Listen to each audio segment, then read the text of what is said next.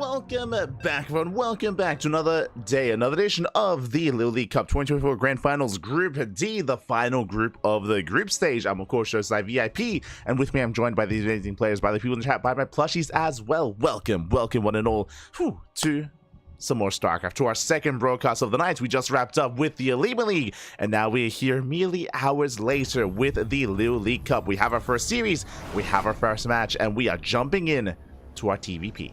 And spawning in the bottom left-hand corner of ley lines, we have the Polish Protoss player, the Red Protoss, representing Offside Esports. It is Krystianer. And spawning in the top right-hand corner, we have his opponents. We have the French Terran player, the Blue Terran, representing Team Liquid. It is Clem. Here we go, and if you're in the chat, you know what time it is. It is Gamba time. Predictions are open. Place your bets on who you think will take the series. Best of luck in the chat as we settle into our first series of the night. For those that are tuning, for those that are curious, for those that are maybe tuning in for the very first time, we are here with the LiuLi Cup. This is a big online premier event, massive prize pool, of course, and you have the best of the best players getting involved. We did cast the qualifiers in the lead up to this event, and we've been going over the group stage over the past couple of weeks. Went through Group A, Group B, Group C, and now we are here in the final group. We have 4 players. We have Clem, we have Krystianer, we also have Dark and Jieshi as well, and 2 players make it through. 2 are eliminated. This is a GSL format group. It's all about the GSL. It's all about the best of 3s. Let's go.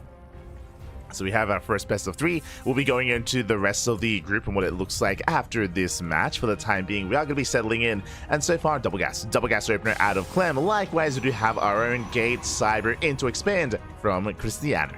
Let's go. And as we settle in, a big shout out to Soundo in the chat. Thank you so much, Soundo, for subscribing for 50 months in a row. That is a lot of months. That's a lot of support. Thank you so much, Papi. Thank you so much, Soundo. Do appreciate it. As always, Papi, as always, welcome. Thank you with the Twitch Prime. Big birthday, Papi. Good to see you, good to see you. I see Complete as well. I see Kuro, of course. I see Psycon, Sham, Papi, Sham, all those in the chat as well. Good to see you all as we are settling in. Let's go. Oh my god. When it comes to this matchup, when it comes to this group, Clem is the favorite. That is true. Clem is the heavy favorite. But in saying that, Krystianer has been causing a lot of upsets and been making a lot of waves in this matchup. To qualify for this tournament, what did Krystianer do? Krystianer, he 2-0'd Bjorn, and he almost 2-0'd Spirit as well. Krystianer has been looking very, very competitive in this matchup, and he has been looking to improve and specialize himself in this matchup in the lead up to this series and in the lead up to this weekend, as the House Galactic Battle is, of course, on Saturday. What is that? Of course, that is the big offline premier event happening in Poland, which Krystianer is going to be a part of. So is Spirit, so is Laser, so is Geralt, and so are many others in Poland. So Krystianer, he is very much so in form, and if there's ever a time for him to cause a crazy upset, now is the time. We'll see if he can, though, because again, he's up against the best player in the world. Behind this, Rax into Expand into a CC on the high ground. Very safe opener here by Clem. Very safe play. Settling into his own earlier Cyclone into Medevac into drop play. We'll see what Clem can get. We'll see what Clem can get done, as Clem will soon move out across the map with a bit of a kitchen sink of an army. Oh boy. We'll soon move out. Likewise, back at home, it is going to be a Twilight Council opener into Blink. Gateways have been placed, and the Reaper does dip in, but doesn't get really much further into the main. Does get the tech, though, does get eyes on the Twilight Council. Clem, he is aware. Is aware what's going on. Meanwhile, we have, oh my god, a big commitment. I assumed it was just going to be 3 gateways. My apologies. We have 2 gates, and we have 2 more on the way. We have a 4 gates Blink. Very committed, very aggressive here by Krystianer. What's important is the 2 gateways are hidden behind the wall, and the Reaper is unaware. The Reaper does not know what's going on. I should say Clem doesn't know how many gateways there are and how committed this is. So hyper aggression out of Krystianer. In general, 4-gate Blink has fallen off. It has fallen out of the meta, so I'm a little bit surprised to see it here out of Krystianer. We'll see how much damage he can get done as Clem is moving out here and now. Does catch out the Adept. Yeah, massive lock on Adept is going to go down. Massive pick off. Second Cyclone Story. The tank is going to be coming in, and Krystianer is going to try and knock down this front door. He's already here, going for the pylon. And pylon is under fire. Pylon's going to be shut down. The gateway's just not finishing up. We need some stalkers, though. We need stalkers. We need an army. And last Krystianer, he was not able to slow this down. The gateways are depowered. And he's warping in 2 Stalkers at a time, can warp in a third. Trying to set up. There we go, 3rd Stalker on the way. The gateway's gonna fall, and Clem, I mean, he's pushing through. He's breaking through. The tank is gonna be targeted down. Nice control here by Krystianer. Does get the tank. Whew.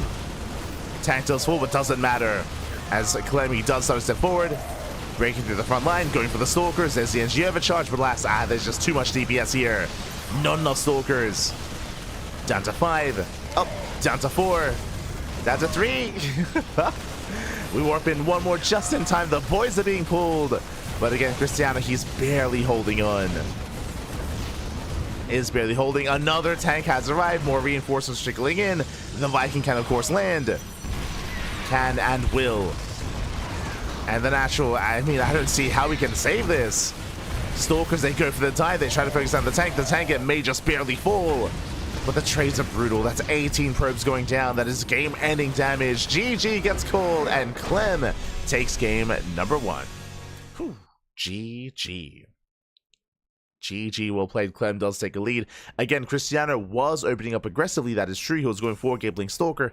But Krystianer, he didn't have his army out on the map because that he could not slow down Clem.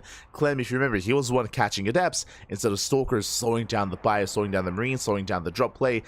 I should say, Krystianer had to be active, had to be able to do so. Otherwise, I mean, we'll see what happens. Otherwise, Clem just goes straight for the natural, straight for the wall, straight for the pylon, and snowball from there.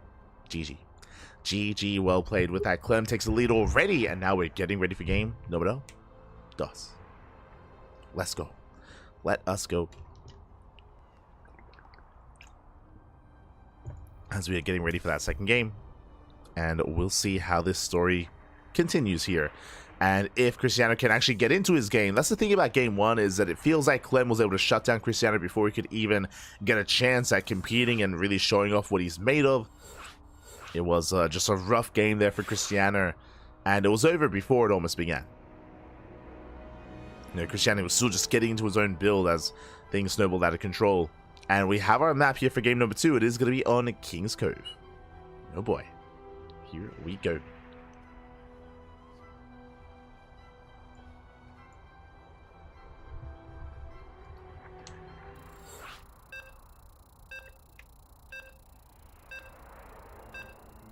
Came here to relax and watch some games. Ah, welcome, happy welcome. Good to see you. Good to see you. Cool. You'll be going over the rest of the group after this series. So we are going to be settling in. As again, we have our second lobby and we're loading into King's Cove. And spawning in the top left-hand corner of King's Cove, we have our Polish Protoss player, the Red Protoss representing Offside Esports. It is Krystianer. And spawning in the bottom right-hand corner, we have his opponents. We have the French Terran player, the Blue Terran representing Team Liquid, leading the series 1-0. It is Clem.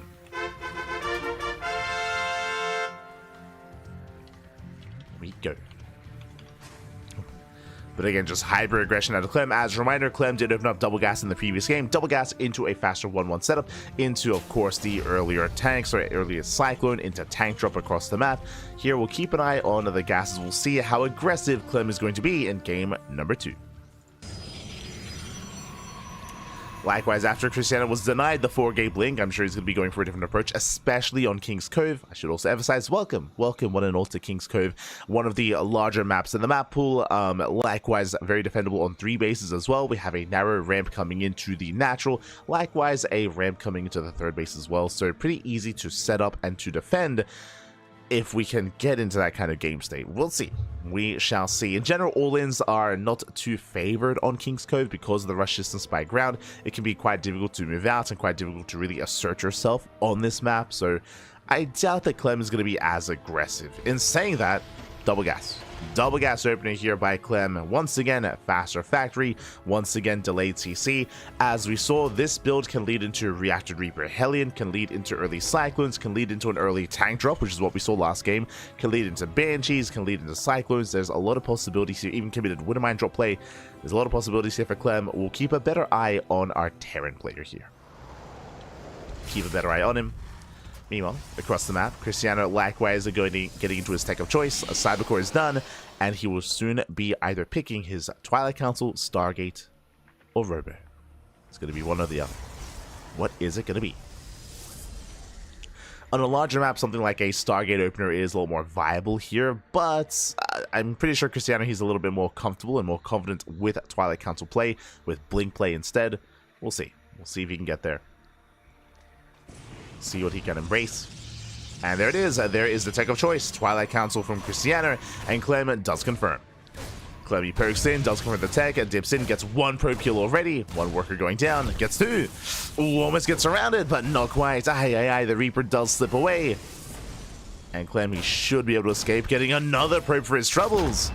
A nice KDA charge, 3 probe kills. And looks like this might be a one-way trip. I say that, oh, the jukes are real, and the Reaper slips away. Reaper does get away. Behind this, back at home, it is going to be Reactor Reaper Hellion. That is the answer here for Clem. He's going to be delayed, though, when it comes to a CC. Nice pickoff. Krystianer gets an SCV, delays the command center, containing Clem here on one base not much longer. And does Clem make more Hellions? He does not. Okay, so it's going to be a light commitment here into Reaper Hellion. It's going to be 3 Reapers and 2 Hellions, so not too much here for Clem. Is moving out and he's asserting himself across the map. That is true, but not too committed. Instead, he's switching a little bit faster here into his add-on, into his Tech Lab. Tech Lab on the factory. Going for an earlier Cyclone. Cyclone is going to be on the way. Hellion Reaper moves out. The goal here is to get into a mineral line. The Adept is under threat. Oh, that's a brutal loss here. The Adept does go down, trading for a Reaper. Likewise, going for the second Adept as well. It is going to fall, and now we can go for the mineral line. And probes are going to be going down. This is getting out of hand already. Yeah, this is getting far too out of hand. 4, 5 probes are going to be going down. Can we get more than that? Can we get 6? Can we get 7? Can we? Oh, not quite. Reaper dips in, heads towards the main. And he wants that 7th probe. He gets it. No shot. 7th probe does fall. And with that, a very strong start for Clem. Trading out to 3 Reapers and 2 Hellions for 7 workers. And he's not done. We spoke earlier about the fall of Cyclone. It is for the Cyclone drop across the map. Now, this time the tank is going to stay at home. This is less aggressive than the previous game.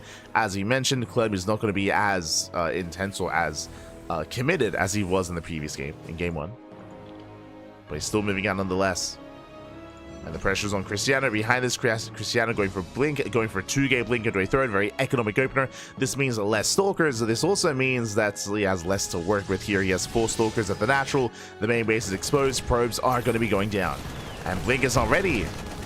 It's finishing up in 10 seconds. Gets 1 probe. Denies mine time. No shot going for the pylon. Oh, he wants it. And he doesn't get it. He does not. Whew. Pylon will get saved. Hi. Takes down one of the Stalkers. Going for another. There we go. Blink is done. Getting a couple of workers here. The efficiency is crazy. Almost getting another Stalker. 3 probe kills on a Stalker. Nice trades here by Clem. Medevac does boost away. And now we can settle in. We can calm things down. We can embrace our 2-way setup here. Clem building up his tanks, going for an add-on swap, getting into his own stim timing. Clem is going to be stuck at home for the foreseeable future until these upgrades do complete, but the damage has been done and Clem is in a comfortable position. Back at home, Krystianer has to do his best here to catch back up, making as many probes as possible, and Krystianer, he's teching quite greedily here, going for the Forge and going for the Robotics Bay. I do appreciate that Krystianer, he didn't overreact. He did take a lot of losses, that is true, but he didn't like overreact with like throwing down extra gateways and warping in and panicking. Like, no. Staying cool, calm, and collected, teching up. I appreciate it. Does tech from here. Likewise, orders our fast here towards the natural. Stalkers in position. Likewise, Krystianer, he can blink into the main. He does spot the tank. Ooh. Does get behind the main base, going for the depot. Not bad. Depot goes down. Nice pickup. Oh, ooh, does overextend. And blinks away. And Clem is coming with the intercept. Does dive in. Do we have another blink available? Need a couple of seconds. It is available here. And Krystianer, he will get away. Whew. He tries to get away. Marauders, they do drop down. He gets 1, he gets 2, he gets almost 3. Almost 3 Stalkers. Very nice pickups here by Clem. Yo, Clem is having fun. he's enjoying himself back. Yo, my god. Calm down, Clem. Calm down. It's still the first series. You gotta save your strength. As the Raven does get across the map once again, going to be disrupting the natural. Colossus are building up. Here comes the main army of Clem. Catching out the Observer. Does catch the Observer. Committing across the map, running into Stalkers. Oh. As Krystianer does a blink away. First Colossus has arrived. And does he have enough to hold on? Can he buy time? Second Colossus is about to pop out. Again, that is going to be 2 tanks. Getting within range of the mineral line. Colossus trying to push in. But the punish is real. The tank shots are popping up. Probe's going to be going down. You see Krystianer trying to set up here a surround. Trying to force some friendly fire. Ooh. Mine just going up. Good connections on the Zealots. Colossus are exposed. Krystianer, not a bad trade. Takes out 1 tank. Saves the Colossus. There's 1 tank left. Krystianer, he did lose a lot of his Zealots. Once again, diving in. Tank is going to fall. Drop into the natural. Drop into the 3rd even. Towards the main. And what can he get done? He's going for the pylon. There's the recall. Krystianer does keep up. Does defend. Oh. Oh my god. Gets half a medevac at least. Not bad. Behind this, 6 probes going to be going down. Krystianer is trying to keep up. Oh, but he runs into reinforcements. He does have enough to keep pushing, though. It's Clem getting caught out instead. At least almost. Would I say borrow in time? Clem pulling back.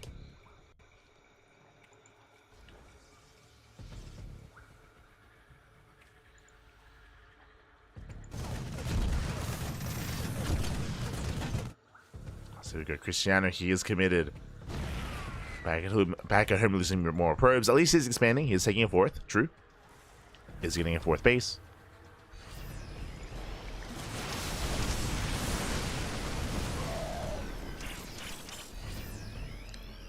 So Clem is holding the line.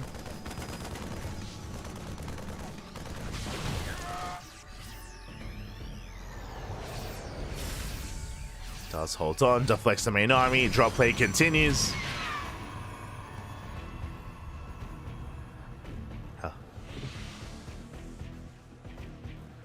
After the series, I might get some coffee. Man. Need to stay awake.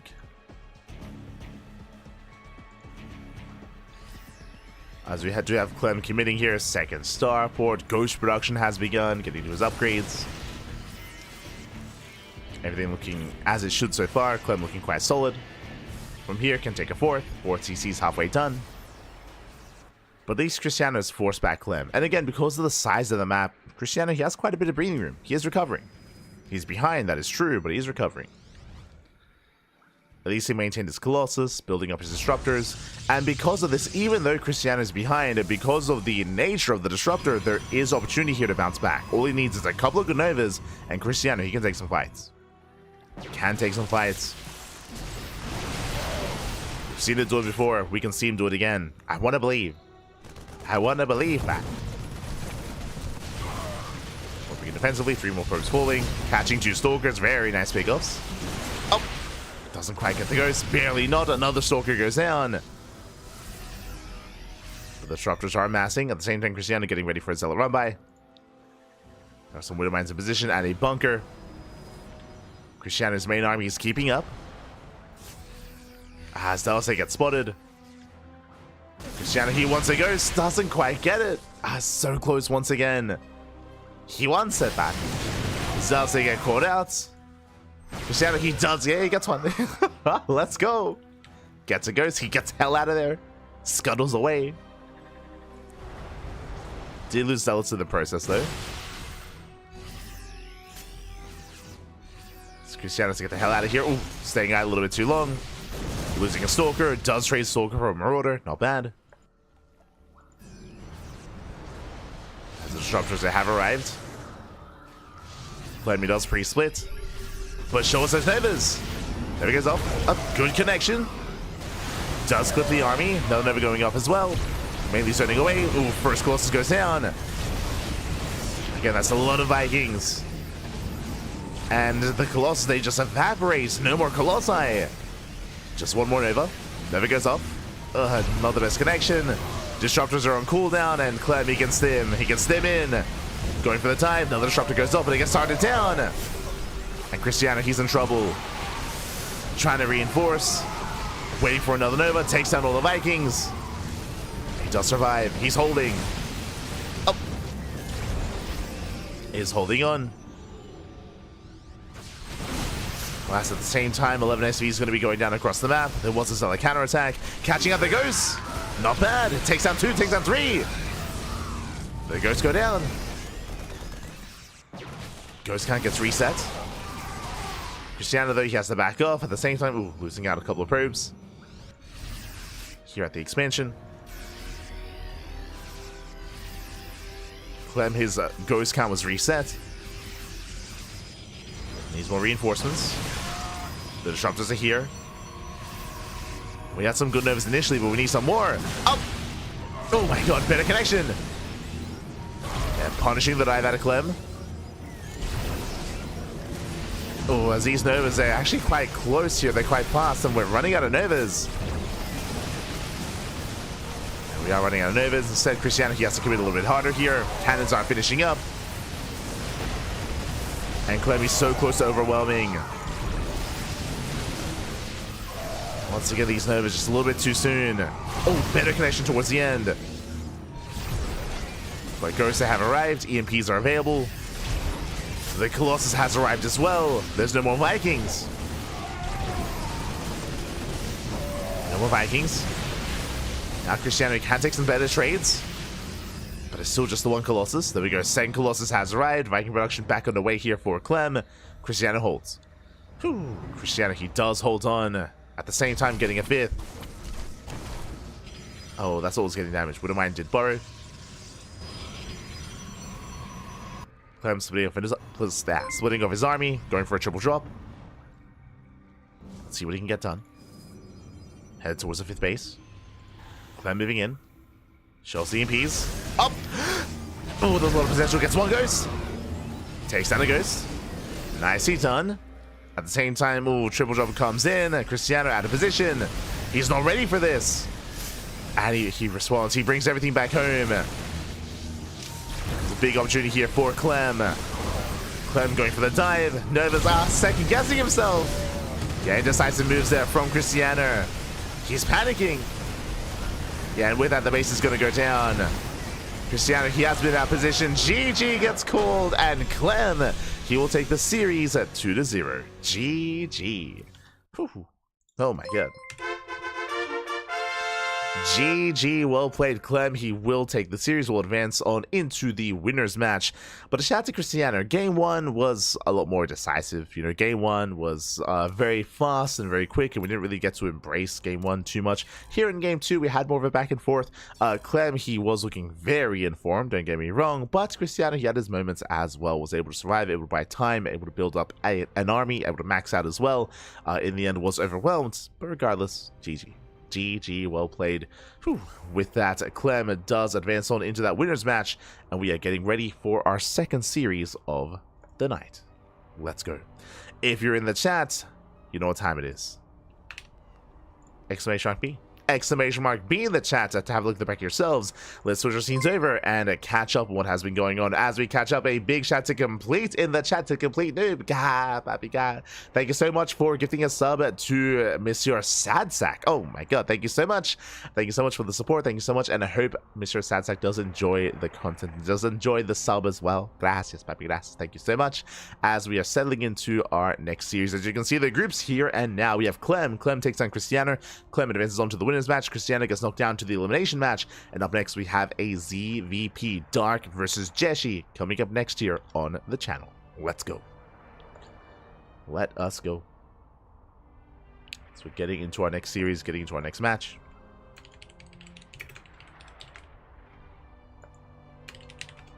And vetoes are underway.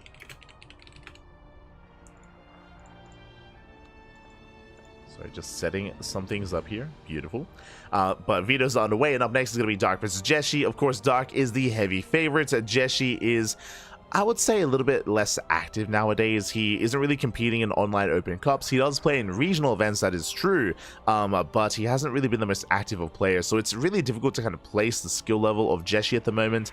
I would still, even if Jieshi was in form, I would say that Dark can take this. We have seen Jieshi actually make some of these bigger names bleed, like your Clems, like your Darks, like your Marus, so Jieshi can threaten these players 100%, but again, only if he is in form, and we're about to find out whether or not he is. Oh boy. Just catching up in the chat.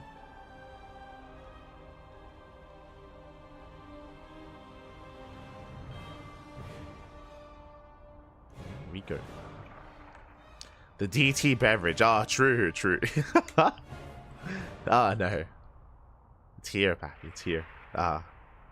It's full of Protoss. And I'm huffing it down. What does that mean? I don't know.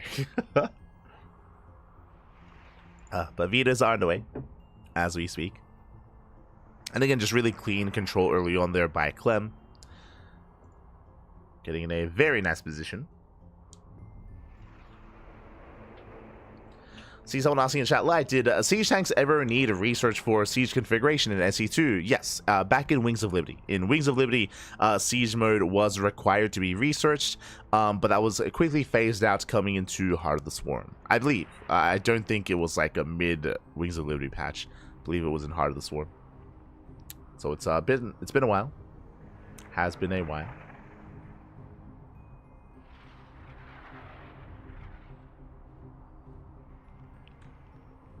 Clem defending the sim after losing that one game to Hero. I mean, Clem lost the series to Hero. If you were here yesterday for Pigastar Monday, Hero did take the series against Clem in that best of 5. It was very intense. It was a reverse sweep, if you recall. I believe Clem was up 2-0, and then Hero brought it back 3 games in a row. Crazy series. Crazy.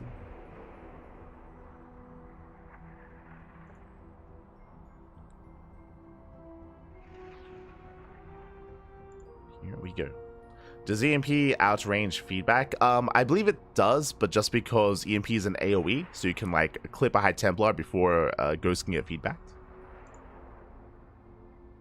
Could be mistaken.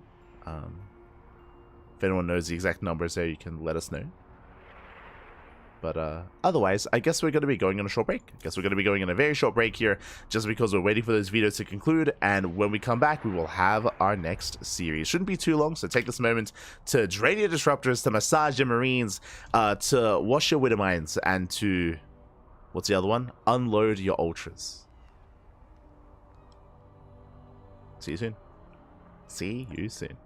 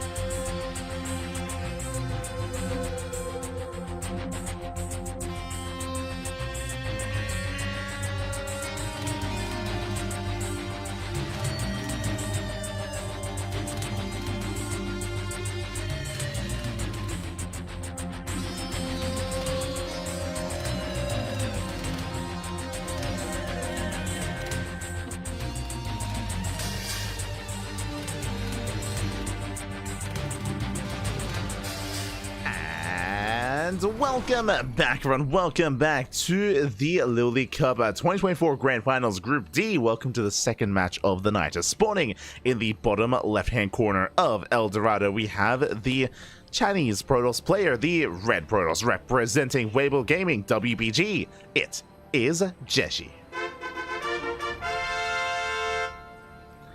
And spawning in the bottom right-hand corner, we have his opponents. We have the South Korean Zerg player, the Blue Zerg, representing himself, currently teamless. It is Dark.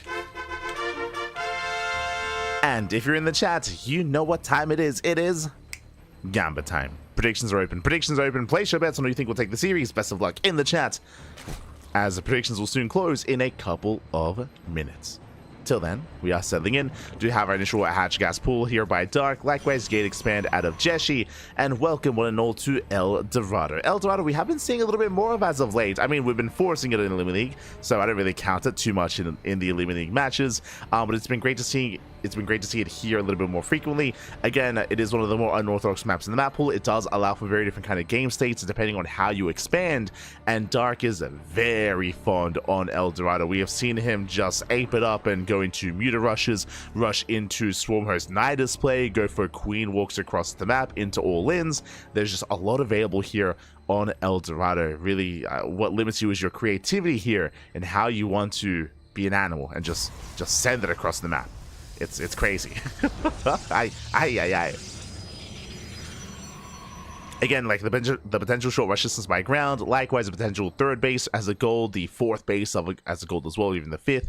Just a lot of goal base potential here on El Dorado. Likewise, depending on how your opponent expands, certain areas of the map are more available to you to try to use for Nidus play or harassment as well. There's a lot that comes into this, which is often why we see this vetoed, but not here, not in this series. So I'm ready, I'm excited. Dark, what do you have for us? What do you have for us this time? A map for animals, exactly. Ay. You know, Babby, you know.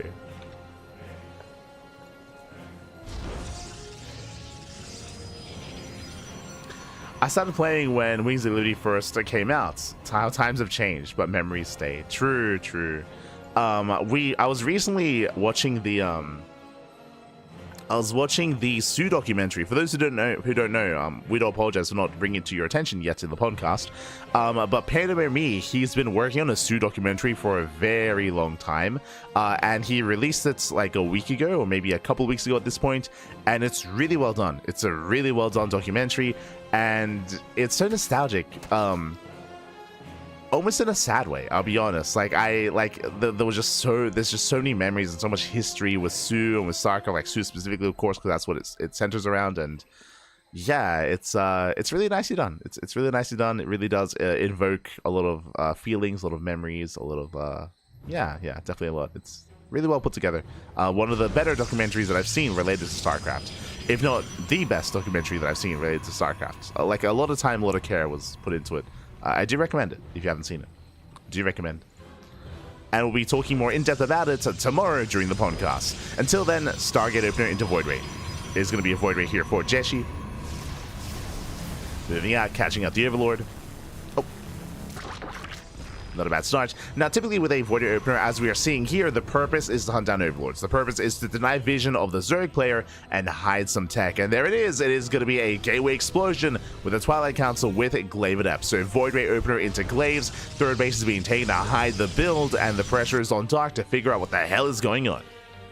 You see he's checking, looking for any would-be third location, but alas, it is a linear, or sorry, I should say vertical third here from Jieshi. I mean, linear works as well. Is expanding towards the north. Glaive's on the way. Dark, he's rushing into a lair. And I'll be honest, if he skips his Roach Warren, if he skips his Baylor, okay, never mind. But if he had skipped his Roach Warren, he would be in trouble. Thankfully, 4-minute 30 Roach Warren here out of Dark. Very safe play. As a result, Roaches will be available in time for the Adept defense. Likewise, earlier lair means earlier Roach speed, means earlier Overseer, and an earlier counterattack after the defense. After the hold. As the Void Ray is going to be zoned away. Dark so far, zoning back, holding well. Behind this, does scout, does check, doesn't get eyes on much here. The Adepts are warped in further back. They have not been revealed. The Ling is going to be dealt with. But I believe Darky does have the Zelnaga, does control the center of the map. He is aware of what's going on, and he does spot the Adepts. He sees everything. But back at home, 0. Oh, does he have roaches? Yes, 0. 0 roaches. 5 roaches in production as we speak, but is it too late? Jieshi, he has potential. He can go in. He can go for the dive, but Darky fully walls off. Does wall up. Adepts are denied. Force fight the Queens. Queens, they do have Transfuse. Plus Transfuse. 1 Queen goes down. He gets 1. He gets 2. But the roaches, they have arrived. They do trickle in. Adepts say shade towards the third base, but Darky evacuated in time. Does pull away. And Darky's holding. Oh, he fully walls off once. Darky's all over this. Oh my god. Fully walls off time and time again. Adepts take him into the shade. Roaches are in position. Queens as well. Another queen is going to fall. But Darky shutting this down. Once again, what's the most important here? Roach speed. Roach speed is halfway done. And that means that once it does complete, Darky can counterattack. He can and he will counterattack. And is keeping up with the Adepts. Another queen does fall. Gee, the queen count is being completely shut down. But the roaches, here they come. As Darky's moving out with a massive counterattack, the goal here is to shut down the third. Spire is on the way, going to Muta play. Going into Muta's behind this. But Darky is committed nonetheless. And what is it to defend? Blink just began. There's a couple of regular stalkers, vanilla stalkers to defend. Not too much to work with. And Roach Speed is finishing up just in time. There is a force field. The Roaches, they don't care. There's 1 shield battery behind this. There's a Guardian shield. And Roaches, they commit in. Boys are being pulled. Stalkers going down. Nice start stepping here out of dark. Avoids the boys. Does focus on the Roaches. And Dark with these Ling reinforcements, he can break through. Oh, there's an Immortal. The Immortal has arrived. Lings once again, good positioning. The probes are being pulled here, but alas, the Stalkers are barely holding on. There's 2 Stalkers left. 2 Stalkers remaining. Now 1. Down to none. 0 Stalkers. The Immortal is going to go down. There's no energy on the shield battery. And Dark, he's done it. He has broken the third base. 20 probe kills. And behind this, there are Mutas. Mutas are on the way, and there's nothing that shoots up. I mean, Stalkers are amassing, true, but Mutas, they just have so much flexibility here. And I mean, Mutas aren't even necessary. If Dark wanted to, it could just be reinforced with more Lings, more Roaches to break the third. Instead, Dark just going for the Stalkers themselves. Gets 1. 2 Stalkers left. We're down to 1 Stalker. Aha. And here comes the rest of the army. The Mutas have been amassing. They're making their way towards the main. Lings likewise getting ready to hit the third. And the Mutas, they reveal themselves. They head for the main. And GG gets called as soon as they're revealed. And Dark, he will take game number 1. GG. Oh my god. GG, well played. Dark takes the first game. What I do want to say though is shout out to Jieshi for having a fun build to go for the Void Ray into Glaive Adepts. Unfortunately, Dark was playing very safe. Playing very, very safe, going for the faster lair into the 430 Roach Warren, into a wall up here on top of the ramp. As a result, Darky was just so fast and so on point when it came to walling off that location, making sure that Adepts could not bust into the natural. Likewise, he locked them down and produced more Roaches. We did see Adepts towards the third base, but Darky pulled away in time, barely lost any workers whatsoever. And after the defense, we had the counterattack. Darky was so quick to research Roach speed and to be ready for that counteroffensive. GG. GG, well played. Very impressive play there out of Dark, and with that, Dark is 1 game away from making it to the next round. The pressure is now on Jieshi. Let's go. Pressure is on.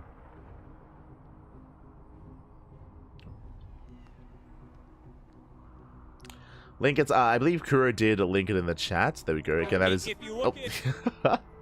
that is the Sue documentary. May as well link it again. I'll link it in YouTube chat as well, actually. Because I do recommend it. If you haven't watched it, it's actually really good. And we'll be talking about it tomorrow. We'll be discussing our thoughts on it a little bit more in depth. But yeah, I watched it earlier today. One of the reasons why I have not sleep. Actually, I couldn't sleep, so I decided to watch it. Oh, good. It was good.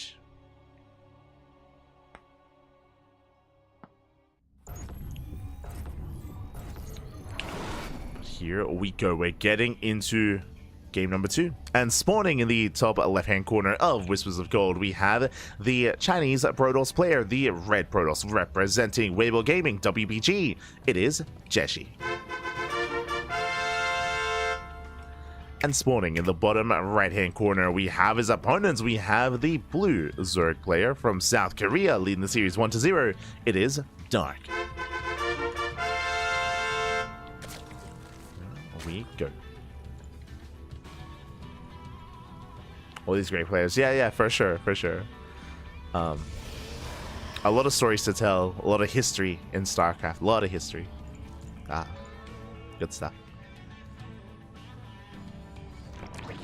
Now though, settling in, do have Dark going for his initial hatch gas pull, standard opener out of Dark. And again, just like the previous game, I feel like the onus is on Jieshi to do something crazy, to do something wild. We'll see if he can.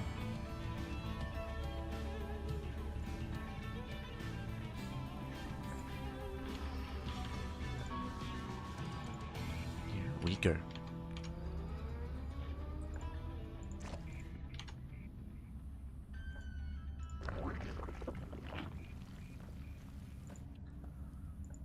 So now we have our initial openers. Nothing too crazy yet, nothing out of the norm. Really, we'll see if Dark goes for another earlier lair timing. I mean, that again, that did signify that Dark was going for a big counterattack. Likewise, if Jieshi goes for another Void Ray opener. Now, after the initial build of Game 1, I'm not opposed to Jieshi opening up Stargate into Void Ray again, but this time not going Adept and doing something different. Maybe going for a second Stargate into Fleet Peak into Sky Toss, or into Twilight Council into Blink, or into a third base into Forged and Twilight Council into +1 in a standard game, right? Like, I'm not opposed to mixing it up, but making it look like the same build, to try to force an overreaction out of Dark. But we'll see. We'll see what Jieshi does decide to bring to the table. Based on the pylon location, the tech is going to be hidden behind the base. Interesting. Now, with this Stargate location, this looks very suspicious. This could either be another Void Ray opener, as we mentioned, or if it, based on the rally, based on the rally, is going to be a Void Ray. I was going to say the other option is that this could be, if we made a Stalker instead of the Adept, this could be an Oracle, where you bank up the Oracle back at home, and then you make a second Oracle, and then you move that across the map, and because of the delayed Oracle harass, your opponent skips out on Spores, and then you just wreak havoc and get damage done. But based on the rally, it's going to be a Void Ray, most likely. Okay. Meanwhile, 2 Lings do slip into the main, or into the natural, going for the probes. Workers are a little bit exposed here. Oh, taking a lot of hits. Taking a lot of damage. That does race back. And as we mentioned, it is the Void Ray. So with this, so far, the opener is looking the same as game number 1. But what I'm most curious by is the follow-up. That's what's important. Do we see more Glaive Adepts or something different? I'm hoping for something different. I'm hoping we're going to do the same build 2 games in a row. Oh, that's an early Twilight Council. Hello, Twilight Council. What's going on? As I was saying, I hope it's not the same build. It's looking like the same build. This is a Twilight Council before the expansion. Thankfully for Jieshi, the Overlord did not see this, neither did the Lings. But this is feeling like Glaive Adepts once again. And I mean, it's one of those things where, you know, what are the odds, right? If you're Dark, you're like, what are the odds it's the same build 2 games in a row? Like, no shot he's gonna Glaive at me again, right? Right? There's no shot he'll do it again. No shot. No. Oh, okay. Not Glaives. Charge. Did he pull out? Not quite. Not yet. But it is going to be a charged base all-in instead. Now, this is still very committed. This is designed to kill, to do crippling damage. Yes, Jieshi is expanding. That is true. But he also expanded last game, and he needs to make it worth his while. And I appreciate that it is not the same build. I appreciate that Jieshi, he opens the same, but the follow-up here is quite different. Now, despite that, that is a 430 Roach Warren. Despite that, very safe play out of Dark, going for the earlier Roach Warren, but this time it is a later lair. Previously, in the previous game, it was lair first, then the Roach Warren. This time it is the opposite. So we'll see if he's able to get into Roach speed as quickly. As for now, he has earlier Roaches, and we'll see how he does piece it all together. Okay. As charge is almost done. The link doesn't quite confirm. And you can see here that Jieshi is hiding his zealots. He's banking them up. And now it's go time. And Ducky scouts, so he scouts, he sees, he knows, and now he knows what's going on. Back at home, he needs to fully wall up. He needs to get ready here at the natural. Sim City is going to be in his favor. And these roaches. Spine crawlers on the way. We have 2 spine crawlers here at the third base. Oh, Dark. He's going to try to hold on to the third. Throwing down a wall of spines. Again, spine crawlers are quite necessary here in this kind of position. As charge shots, they can snowball out of control real quick. And I'm loving the positioning here with the queens. And again, the queens here, they're designed to reduce surface area on the queens themselves. Zealots, they get on top of 1 queen. Roach is going to be funneling in. And the queens are starting to go down. 1 queen falls, 2nd queen as well. Oh, nice target firing here on the Void Ray. Void Ray falls. Darky has to kite back. Another roach getting picked up. Darky holds onto the third base, but the natural is exposed. Does fully wall off. And Darky's holding. Yeah, he's holding on. Protects the third base. Shuts down the army. The Zealots they bust in, but there's a wall here. There's roaches. There's a spine crawler. The Zealots they do not do enough. And Dark holds. But this time, no roach speed. This time, roach speed has been delayed. It was a much crisper, it was a much more intense hold here on the Dark, as he had to invest in all those spine crawlers. But he does survive, and now he has to wait for roach speed. Because of that, forced to expand. He's forced to expand. Jieshi likewise can actually saturate his base. He can take up. He's working towards Blink, working towards Immortal production. We have a longer game. But what I will say is that Dark is in a better position here. Again, the community of these Zealots, they had to do more damage. Did have to do more. As Dark holds, getting into +1 range, getting into Hydras, going into Roach Hydra as a composition. As he is building up.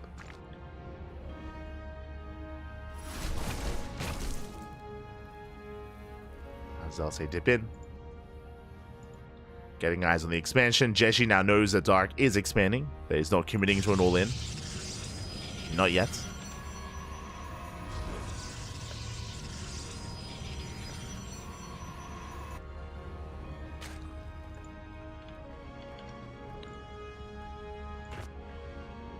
As for now, we do see Jieshi getting ready for a second wave. This time, more of a Soul Train-esque move out. We have sentries, we have force fields. There's an Immortal behind this. Spine Crawler is getting in position. Walling up on the high ground.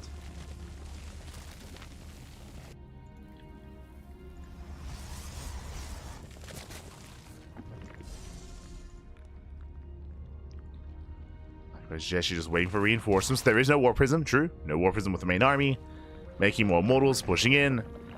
Thankfully, there are Ravagers here for Dark. And he has an answer to the Force Fields. He will shut them down. Force Fields are broken.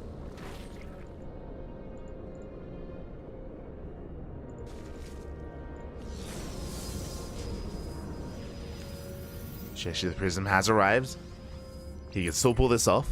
This army has a lot of potential. As time goes on, Darky is massing up a greater army.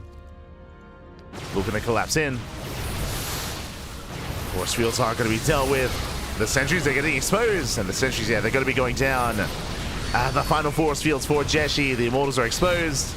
And there's just not enough support here. Not enough buffer. Yeah, down to 2 sentries, down to 1. Lings, they come in. The Prism's going to go down. No, the Vials. Vials do connect. Prism falls. And there's nothing left. There's nothing left here. Darky shuts down the army. Jieshi overextended. Spent a lot of force fields moving in. Wasn't quite worth it. Especially with only 2 Immortals. And with that, Darky snowballs out of control. He breaks through the defensive line. And Jeshi's down to a handful of Stalkers. Darky doesn't test his luck. He's waiting for reinforcements as he runs out of Lings. 20 Lings in production. +2. Getting to the Hive. Getting to Lurker Tech as well. 4 base saturation.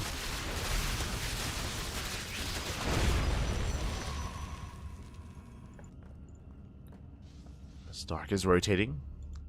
Again, really, in reality, there's no rush. There's no rush for Dark. He can just rotate, deny the 4th base.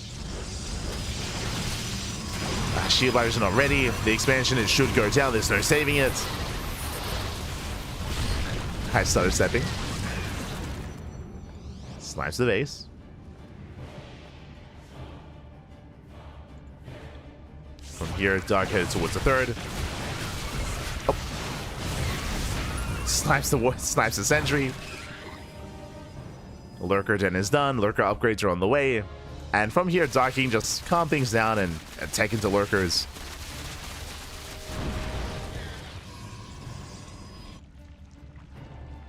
Can make use of that tech. Storms are about to finish. The lurkers are going to become quite necessary here. The storms are going to be ready. And storms going to be popping up. Oh, do we have one? Not quite. Hydras, they do trade well. Where's the NG overcharge? And not quite there. There we go. Here come the first storms. They do force Dark back. But even without lurkers, he might just have too much. He might just have too much here. There's going to be one more storm left. And Darky gets underway. The pre-split. Let's go. That is a juicy storm. And there's one more storm available. Ooh, this one turns away, but doesn't quite connect. Lings have arrived. And Dark, he dives in. And lunges forward as well. Barely, it's fine. Barely really a lunge. But it's all good. GG gets called and Darky snowballs out of control. Dark, he will take the series 2-0, advancing on to the winners match. GG.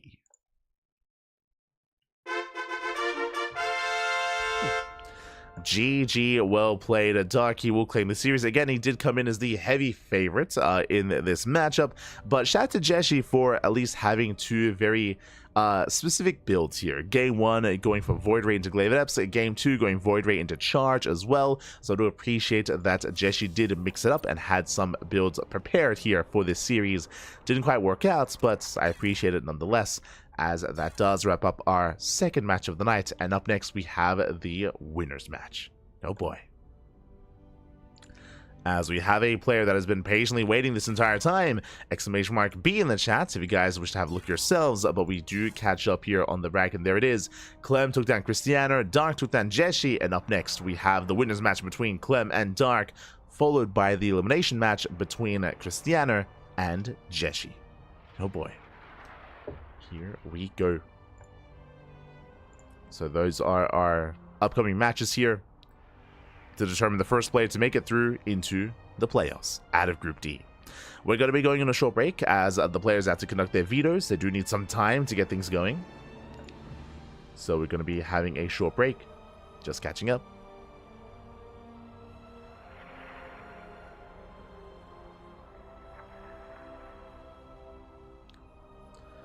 And we'll see you guys in a couple of moments.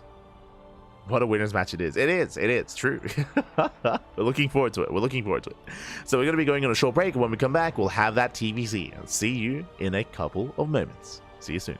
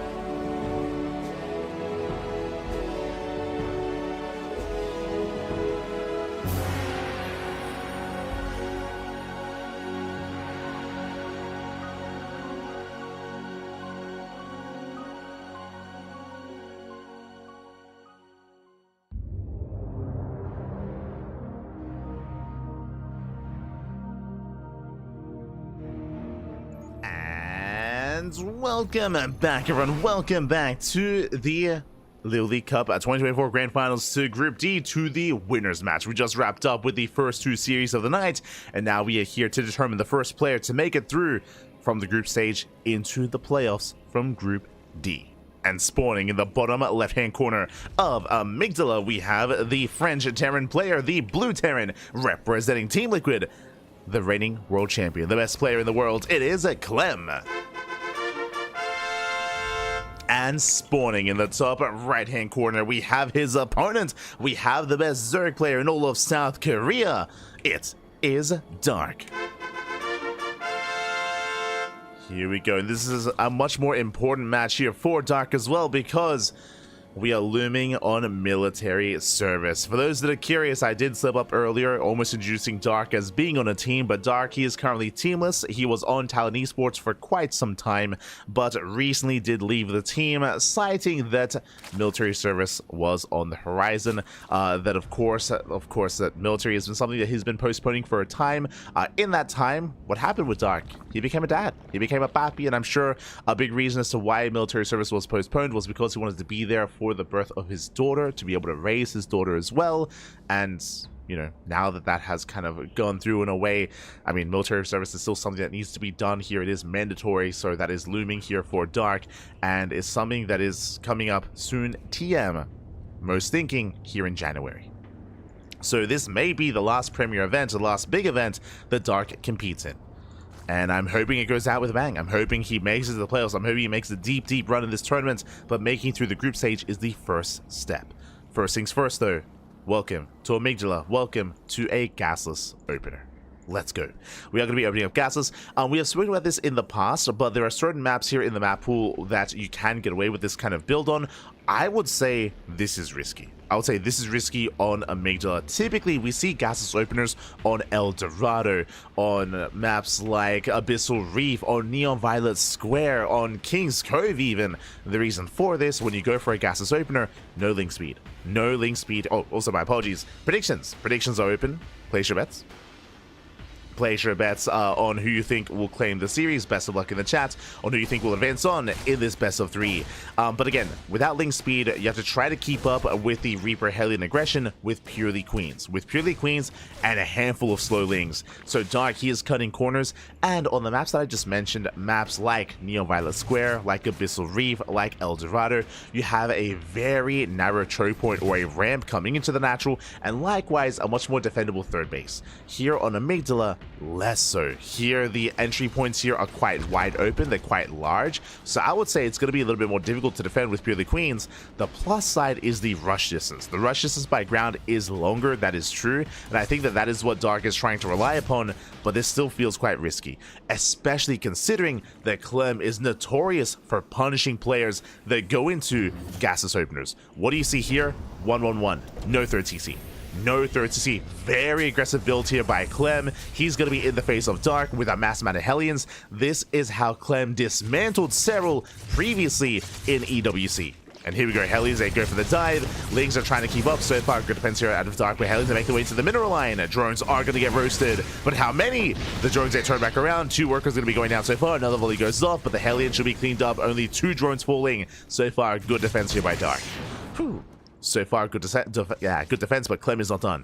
Clem, he's not done. Going for the dive once again. Again, Clem, he has no limits here when it comes to just his willingness to dive into these mineral lines. He wants to punish Dark for his greed. So far, 4 drone kills. Can he get more? The answer is no. The answer is no more. One more shot, the Hellion is going to go down, but no queen in the main. Oh. No queen in the main base. Some more drones going to be falling. Getting 5. Can he get up to 6? Can he get up to 7? Ooh, not quite. 5 workers falling. Not a bad start here out of Clem. Basically a 1-to-1 trade. 4 Hellions, 1 Reaper for 5 workers. But again, Clem is still not done. He keeps on diving in. Again, his goal here is he needs to punish Dark. Takes down 2. Takes down 3 more drones. 8 in total. Oof. 8 drones in total. Getting up to 9. Getting up to almost 10. 9 drones going down throughout all this, still rallying across maps, still more Hellions, and here comes that Banshee follow-up. And again, typically by now is what I will say, typically Serral would have lost it.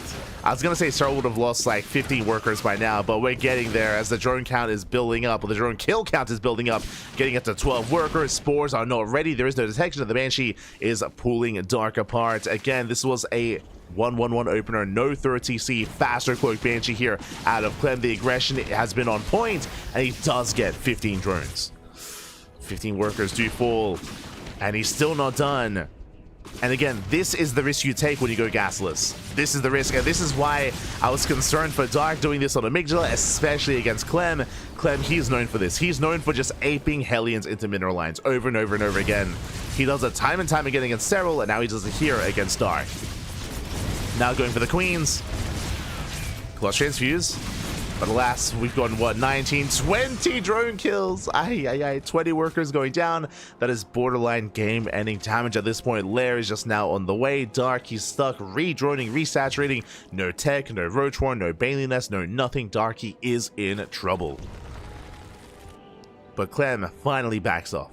But he did the damage. He did what he wanted, and now he went for a much later third CC. But because of all the damage he's dealt, it's worth it. It is worth having a delayed CC at this point. As Clem can now land it, he even supply blocks Dark. Going for the fourth base. And behind this, getting and settling into his 5-rack setup.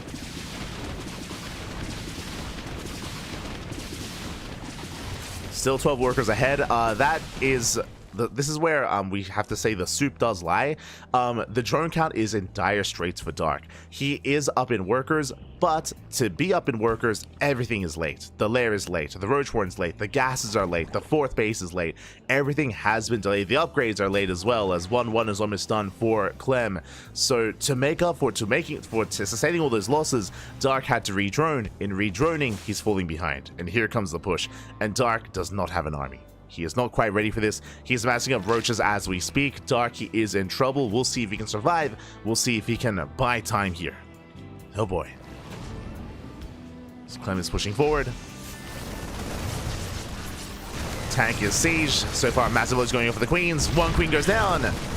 And again, Dark, he's barely holding on. Again, he has no upgrades for these roaches. They are vanilla roaches. 0-0. I mean, they're slow as well. And Clem, he's having his way with this army. Massive tank boys going off. Roach is going to be going down as well. And from here, he can go for the Queens. Yeah, the Queens are under threat. There's maybe one transfuse left. Does land it. The Vials, they connect with the tank. Tank goes down. And Dark, he's somewhat holding. I mean, it's going to cost him every Queen. Oh, God. Does cost him all the Queens. Does cost him most of the Roaches. That was, I'm afraid to look at the losses here. 9 roaches, 5 queens for a tank, a banshee, and a couple of marines. And Clem, he's rallying. He's still rallying across the map. Is still pushing in. Dark 1-1 is soon to finish. True.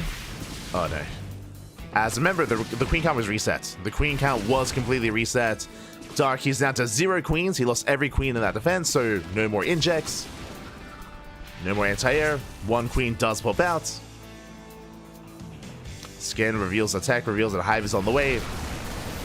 And here comes the second wave for Clem. Oh god, the tank boys are brutal. And GG gets called as Clem overwhelms, and Clem takes game number 1. Whew. GG.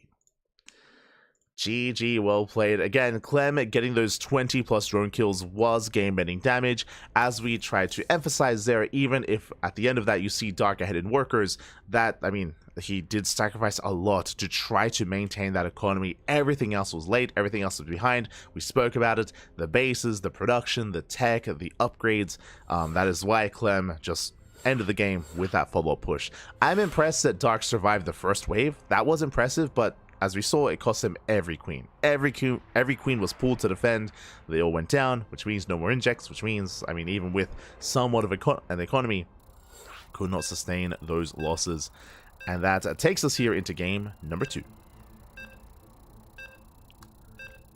Takes us into game 2 here. It's going to be on El Dorado.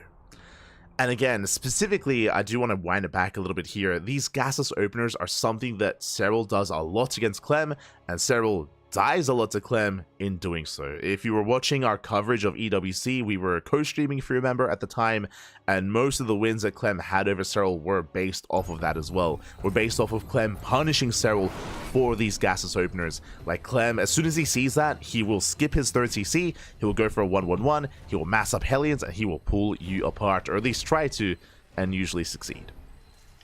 But now we're getting into game number 2. And spawning in the bottom left-hand corner of El Dorado, we have the French Terran player, the Blue Terran, representing Team Liquid, leading the series 1-0. It is Clem. And spawning in the bottom right-hand corner, we have his opponent. We have the South Korean Zerg player, the Red Zerg, representing himself, currently teamless, but looking to fight back and looking to force the ace match. It is Dark. Seeing chat, would it be better to give up the 4th base in that case than pull back drone/army to hold at the ramp? Specifically, if you're referring to that game state, Dark was already dead. We mentioned it before, but at this level of play, losing 20 workers to the early game Hellion Banshee harass, and for both Banshees to survive as well, like, the reality is that's game-ending damage, like, unironically. Like, if Dark pulls away and gives up the 4th base, he's still behind. And Clem can just keep pushing. Like, it's just, yeah. Like, the move out was more of a formality, kind of, in that sense. It does sound brutal. It does sound like a little, very much so unforgiving, but, I mean, that's kind of the level that we're talking about here between Clem and Dark, where you cannot, like, make mistakes like that, or you cannot sustain those kind of losses. Your defense needs to be tighter here against a player like Clem. Does need to be tighter. Oh, here we go. Here we go. Because again, 20 workers, that's over a mineral line. Like, that's crazy. That's insane. But once again, gaseous opener. Now, what I will, if you recall, I did mention this at the start of game 1. I do like this more on El Dorado. I do like this more. So we have the same opener, the same build. Clem confirms. He confirms the gaseous opener here of Dark, but I would say that here on El Dorado, it is more difficult to punish the Zerg player. Not impossible, but more difficult. The reason for this is because you have to jump through more hoops. As we mentioned, as opposed to the previous map, here there's a ramp. There is a more narrow entry point towards the natural that you can defend. Likewise, this 3rd base is more fortifiable as well, because the Terran has to mine through these minerals, or mine through these minerals here back at home to gain access to this location. So again, Clem needs a little more setup. He needs a little more prepared here to actually be able to punish the Zerg player. So we'll see how Clem approaches this. Oh, and there it is, already a very stark contrast, 3rd TC. Last game we had a 1-1-1 straight into Banshee Hellion here from Clem, this time 3rd TC before Starport. As we mentioned, it is more difficult to punish a Zerg player on this map, and Clem, he understands that, he accepts that, and he goes for an economic build instead. So I do really appreciate this this transition, or this response out of Clem, and that means we're going to get a longer game. It means that Clem is not going to be as aggressive. He's not going to try to be as aggressive as last game. And Dark confirms. Dark, he pokes in. Dark, he should be feeling pretty good about this. He does get eyes on the 3rd CC, so he knows there's going to be less coming his way. Not nothing, but less. So we can actually get into a back and forth here. As the Reaper is, oh my, just barely getting away. The Reaper does slip by. Hellions, they move in towards the natural, but last the queens are in position. And you can see here, with 3 queens, you can wall this up.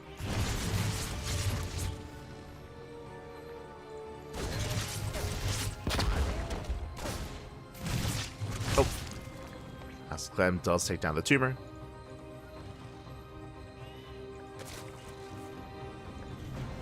Tumor does go down. Behind this, getting to his own 2-1-1. Soon to be 3-1-1 setup here. Hello. My apologies. Okay, yeah, sorry. My apologies. It is going to be a 3cc 2-1-1. It is even a later starport. I did miss that second rack, so this is an interesting style here. On the one hand, this is going to be delayed aggression. What this means is that even less Hellions. I believe only 2 or 4. Let's see, 2. So only 2 Hellions for Clem, and Clem, he went for an add-on swap earlier for faster Marine production into a stim timing with 16 Marines and 2 medevacs. So this is going to be a very strong bio timing here from Clem. It means that there's basically 0 Hellion like presence here for Clem, so that's the downside. The upside, though, being, of course, the mass amount of Marines and the eventual bio move out. And this does allow Clem to head straight towards the 4th and the 3rd. The downside, of course, is that this hits later. This does hit later, so it allows Dark to establish himself. He's on full 3-base saturation, building up his queens. Roach Warren has been thrown down, and roaches are amassing. We'll see what Clem can get done. As here come the double drop, 16 Marine push. I say 16, a little bit less than that, my apologies. 14. 14 Marines moving out. Clem expanding towards his opponent. Because of this expansion pattern, we'll keep an eye on Clem. He might A-Rax. He might just A-Rax Dark. That may be the go-to. As Marines, they do push in. Oh. But now going to be deflected.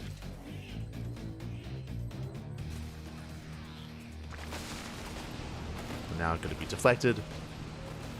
Dark trying to maintain that gold, but alas, Clemmy's on the other side, going for the queens, does not quite get them. Medevac taking a lot of hits, but Clemmy does pull away, does survive. Bleeding out 2 Marines.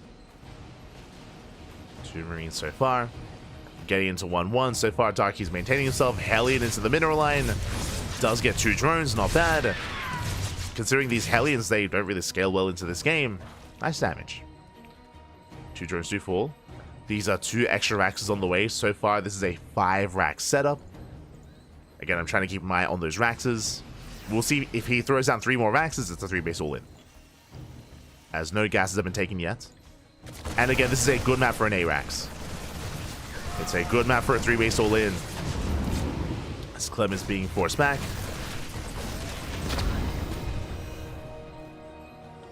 Dark, he's trying to keep up. So far, so good. He's able to get his gold base up and running, massing out more roaches, going for a Nidus Worm. Let's go! Nidus Worm's on the way. Gases are being taken. Clem is not going all in. He is expanding. Double gases into a second factory, into a 4th CC. So we're getting into a longer game state. But Dark, he is cutting workers here and now at 73. Uh-oh. That's 3.5 base saturation. And he's going for a Swarm Host. This we have seen. If you were here earlier this week, we casted Dark versus Cure on this map on El Dorado. And Dark, he was going for Nidus Worms here towards the top side, going for Nidus Worms into Swarm Host, into Locust Waves towards the natural. So Dark, he's done this before against Cure. We'll see if he can do it again as the Bio Army is breaking through. Oh my god! The Lynx go down, the Roaches go down as well, the Marines, they stim in! And Dark is in trouble. Is Dark forced to spend his Locust Wave back at home? Drones are going down, and before the Swarm Host can really come into play, we're being punished. 5, 6 drones go down, 1 Medevac falls, but these are still efficient trades here for Clem. Catching 2 more Queens. 2 more Queens go down. Did Clem notice the Swarm Host? Hard to say. Nidus does complete. Here comes the Locust Wave. Now Clem, he can lift the CC. But the Marines are in position. Clem, he is ready for this. I wonder if he was watching Cure's games. I mean, they are teammates, true. But very nice cleanup. Despite that, 11 SCVs. Okay. Nicely done here by Dark. He does get some workers. He's getting damage done. Nidus Storm is going to fall. And Dark, he's going for the gold. He's attempting to get it up and running. Clement's being active, hunting down tumors, catching an Overlord. Oh. Files don't quite connect. Dark trying to keep up, going for a Nidus into the main. Clem, does he notice? So far, he has not. He's focusing here on the main push. Clem, he is distracted. And the Nidus is going to finish. As Biles, they do connect. Locust Wave into the main. There is somewhat of an army in position. Stimming in. Massive tank shots. Yeah, tank boy's going up. Clemmy defends. Bleeding out a handful of SCVs. Clemmy holds on in the main. Rotating over. Nidus Swarms are falling. Both armies are maxing out. Clem does have a more efficient army. And Dark is going to try to engage, but he cannot take this fight. Clem, he avoids the Biles. Breaks through, takes down the Nidus. No mining here at the southern gold base. Dark, he's going to try to engage. But Clem, he just pushes in. LiuLi's a tank, but that may not matter. Oof. As Dark is being pinned against the wall. Rocks get knocked down. Oh, they take down the... Oh no! They get a Swarm Host. One Swarm Host got trapped. Not like this. And at this point, Clem is doubling out of control. He breaks through the Roach Ravager. There's almost nothing left here to defend. Dark is falling back, trying to hold on. He has some Swarm Host ready. But Locust Wave is on cooldown, and the base, it's going to fall. And Dark, he cannot stop this. was able to apply some pressure across the map. But again, the rush distance spike round on this map is brutal. And this is where this is where Clem can thrive. As it doesn't take long at all to just reinforce and just rally across. To just send it across the map. Locust Wave is ready. Marines, they stim in.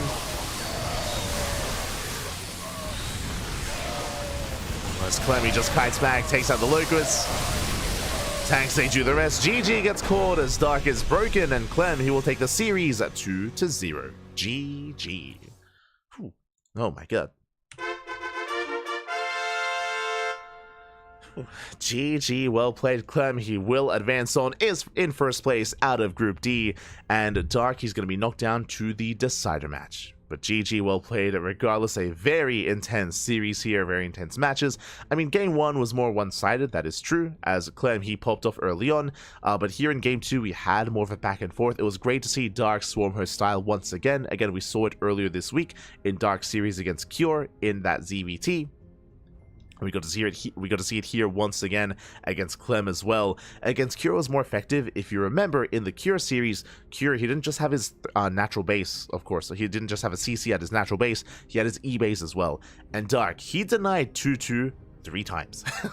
He killed the eBay, the set of eBays, and the armory 3 times. It was crazy just how much value those Locust Waves were getting in the natural. Alas, there was nothing in the natural base of Clem. He was a lot more safer when it came to his tech, and he even had reinforcements in position. So even though he lost 11 SCVs, he still maintained a greater economy. He took the gold base himself, and from there, Clem snowballed out of control. Yes, the Nidus did finish into the main, but damage wasn't really being done. Clem, for the most part, was in position, and with that, GG.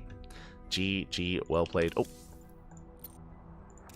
GG, well played. With that, Clem will advance on in first place. But the question becomes, who advances on in second? Who will make it through alongside him? That is the question.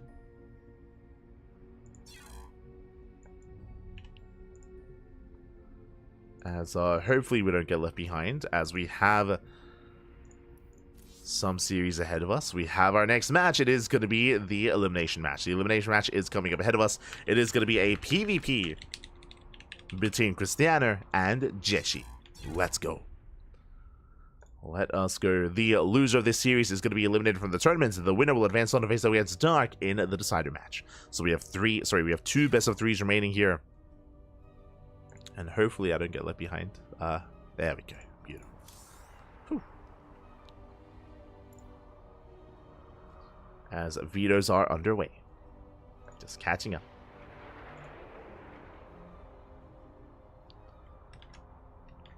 Yeah, vetoes are underway. So we're going to be going in a short break. Going to be going in a very short break here, and when we return, we'll have that PvP ahead of us here. And I'm ready. I'm excited. I feel like Krystianer, he wasn't able to show us his full force. I mean, neither was Jieshi in their previous matches, and potentially we could see a more back and forth here between these two in the elimination match. I'm ready for it. I'm excited for it. But now, we'll see you guys after the short break, and we'll be back soon with our next match. See you soon.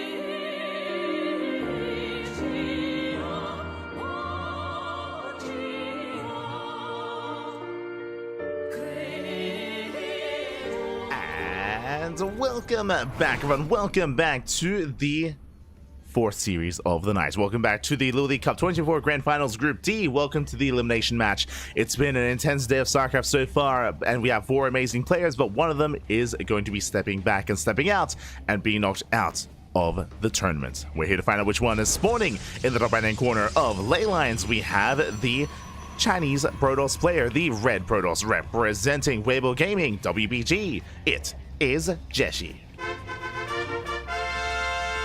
And spawning in the bottom left-hand corner, we have his opponents. We have the Polish Protoss player, the blue Protoss, representing Offside Esports. It is Krystianer.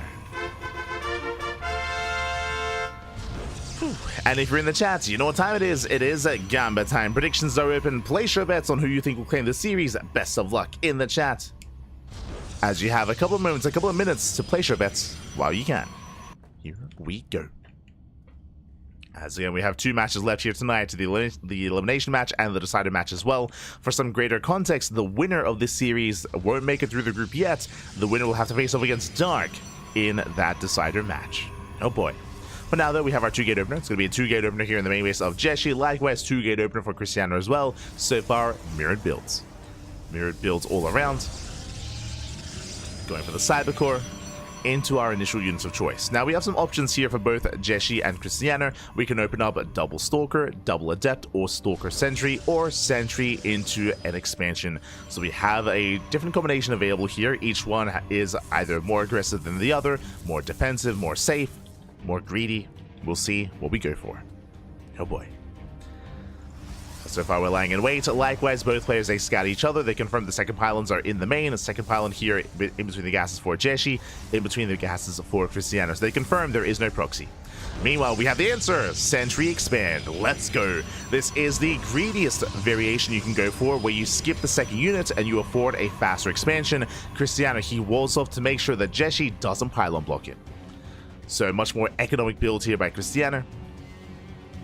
Much more economic. Behind this, double Stalker out of Jieshi. Double Stalker, pylon block in the low ground. With this, Jeshi's going to be more aggressive, more assertive, going double Stalker with a Stargate as well. Oh my god. Much faster Stargate. Aggression on the table for the red Protoss. Meanwhile, there's an expansion for Krystianer, as I did mention. Again, just a single unit, single sentry into Nexus. Very greedy. We'll see if Krystianer can get away with it. We shall see as the Stalkers are moving out, and behind this, Jieshi is going for an Oracle first. It'll be Oracle to get some economic damage across the map to make up for the later expand. So Krystianer, he will have a faster natural and faster saturation, but Jieshi has the potential to deal economic damage and to catch up that way instead. As Stalkers have arrived, sentries, they will be able to send this away. Oh. As the shield battery is seconds away from finishing. And the shield battery will complete. Sentries they hold, and they deflect the Stalkers. Not the most ideal force field, as the Stalkers do get away. But so far, so good. Krystianer is holding. Hallucination across the map, gets eyes on the Stargate. Now he knows, and we need some units here in the main. We need to get ready for that Oracle, as the Oracle has arrived. Jieshi moves out across the map. Back at home, Krystianer is setting up. So far, so good. Sentries are in the main, and Stalkers are here in the natural. So Krystianer, he is holding. Behind this, because Krystianer didn't waste any gas on the Stargate, he already has a blink in production. So Krystianer, he has faster blink. Oracle heads towards the main. Nice reaction here to Krystianer. He saves the probe, but one probe goes down. But the Stalkers intercept. They get a lot of hull damage here on the Oracle. Oracle takes a lot of hits, comes back. Oh, takes more damage. Not quite worth it here for Jieshi, getting one probe and just one. The Oracle barely escapes. Behind this, what's important is that Jieshi skips a second Oracle and he goes straight for a faster Twilight Council. His blink is still later than Krystianer's, but only by a couple of seconds. So Jeshi's catching up when it comes to blink and expanding here and settling into his 2-base economy. We are settling in. Krystianer, he still maintains a slightly better economy here with a slight economic advantage. He can use that to get a faster third base. And yep, speaking of, there it is. Third base is on the way for both players. Both players are expanding, taking their thirds. Hallucination Scout comes in, and Krystianer, he confirms that there's a third on the way. He is aware of what's going on. as both players are building up towards the mid-game. There's no early tech, early gateway explosion, there's nothing too crazy going on, both players just calming things down and settling in. But someone was asking in the chats about amateur events for, you know, bronze players, diamond players, platinum players. We do host amateur tournaments on a monthly basis. Sea Duckling Open, we actually started our channel like hosting Sea Duckling Open as a weekly tournament back in 2017. So it's an event that we've been running for a long time. But nowadays, because we cast so much, we can't host it as often as we used to. It used to be a weekly. Nowadays, it is a monthly. So again, not as frequent as I used to, but we still do try to host it as often as we can. It's how we started, so we want to give back. And as Chris stated, the next Sea Duckling Open is in February, not in January. Next month. It is going to be next month. Oof. As so far, Krystianer, he does hold on. He does look like the army. Oracle into the main. But there is a Stalker in position. Likewise, Epsilon shaded towards the natural. Drones are going to be going down. Yeah, probes are falling. So far, 6, 7 probe kills. Very nice damage. Going to get one more. He can. 8 probes. 8 probes go down for how much? For what? 2 adepts? Yeah, 2 adepts and an Oracle. Much better trade. Krystianer, he was out of position here at the natural. He was caught off guard. And now Krystianer, he's committed. He's moving out. The pressure is on to get some counter damage. And what are the armies looking like? Looking at Unistab here, 14 Stalkers to 8. Oh my god. Krystianer, he has not been skipping warp-ins, he has a massive amount of Stalkers, and he is looking to try to knock down this third base to break the army and to get some counter damage. He's pushing in. Force Blink is available. Force Wheeling the army. Starting it back. Once again, looking down those Stalkers. And Shield Battery finishes up a little bit too late. 2 Stalkers go down. But Jieshi is holding on. Still down in Stalkers. Still down 5 Stalkers. Shannon does push in, takes down a pylon. Trading with the army. There's the NG overcharge. Sentry is going to get picked up. No extra force field. Jieshi in the middle of this defense, taking a 4th base, takes an expansion, does defend, does hold. Whew. Does hold on. Krystianer being forced back. Getting his own 4th base. Racing back home. +1 is going to finish up a little bit sooner here for Jieshi. And he has his own Warp Prism. Now it's time to counterattack. How it goes from one player to the other. Again, that is a lot of charge lots as well. Zelsa doing an amazing job here at buffering for the main army. At closing that distance. Krystianer, he's going to be in a little bit of trouble here. He doesn't see the main army. He's out of position. And the shield battery goes down. Nice pickup. Shield battery does fall. There's no backup shield battery. Zelsa tanking a lot of shots. And Krystianer, he's in trouble. He's being forced further back. Going for a warp in. Barely will complete. And with the warping, Krystianer, he's holding on. Here come more Zealots though. More Zealots, they trickle in. Still a very close fight. Blinks are good. But the Zealots are even better. And Krystianer, he holds. Whew. Does hold on. Not an easy hold. Both armies did trade with each other. We have more reinforcements on the way. He goes for the dive. Oh, but he gets punished. Prism goes down. Zealots takes down a lot of Stalkers. Krystianer forced back. But again, without that War Prism, Jieshi has no reinforcements. He has to back off. He has to retreat. And we can take a moment here to settle in, to catch up on what's been going on. Krystianer, he's up in workers, just barely. Both players on 4 bases, but Krystianer, he has more probes. Meanwhile, Krystianer, he never started +2. +2 was almost done for Jieshi. And Krystianer, he has neglected his upgrades. He has +1, but never began that second upgrade. Uh-oh. So Krystianer is going to be falling behind, at least upgrades-wise. Krystianer making up for that with a larger army. +2 just now beginning. But there's going to be a window. There's going to be a window in time here where Jieshi has an upgrade lead.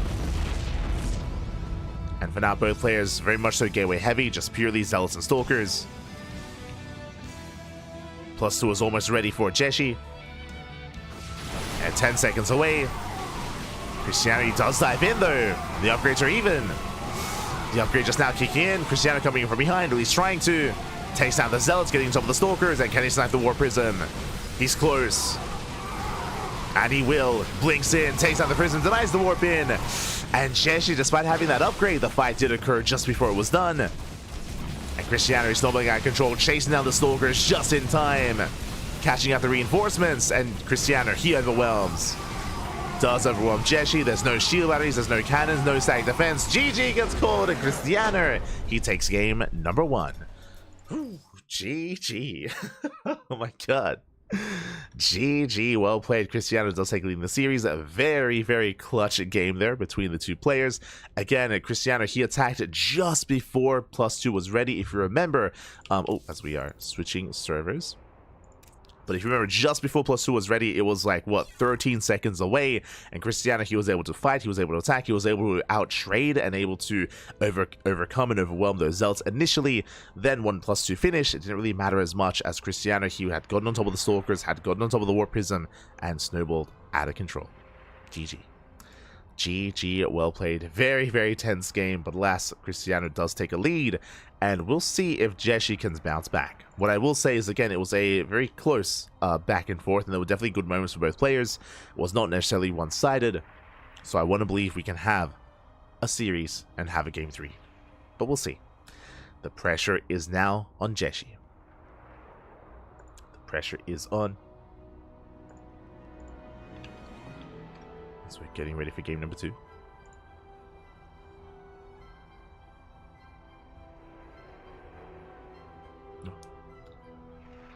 Just catching up in the chat.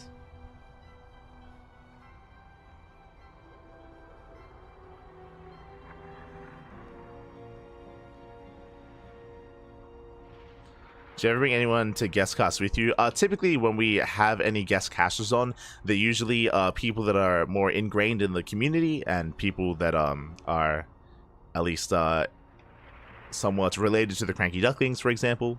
Whether it's Yaku, whether it's Asher Bro, whether it's Chase, for example, whether it's Chicken Man. So we do bring on, I mean, I do prefer when I have a guest caster on, but again, usually it's like, you know, other people in the scene, other people in the community. Not necessarily someone that's is necessarily newer to that. To the Ducklings, I mean.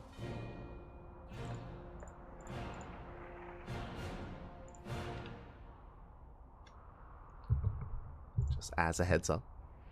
Speaking of, bit of a teaser here. I am still looking for an event to cast with him, but I do plan on casting with Kozan one of these days. Kozan reached out, and for those that remember, I casted with Kozan back during the... Oh god, what was the event called? Was it the Africa Cup? Africa Cup. Right? Africa TV Champions, that's it. The Africa TV Champions Cup, and I loved casting with Kozan, and he most likely is going to be joining us. One of these days. He's like the brother that Steel never met. He's like... I don't know what would happen if they casted together, but very, very similar. Very similar. I feel like the universe would implode if Kozan and Steel casted together and joined forces. Oh no.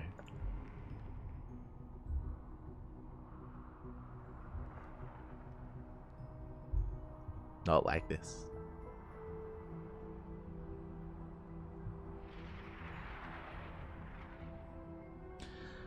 But Kozan, he's less of a degen, so there are certain events that we cast that are not ideal for the European region. So we'll find someone. We'll find something nice. Something nice.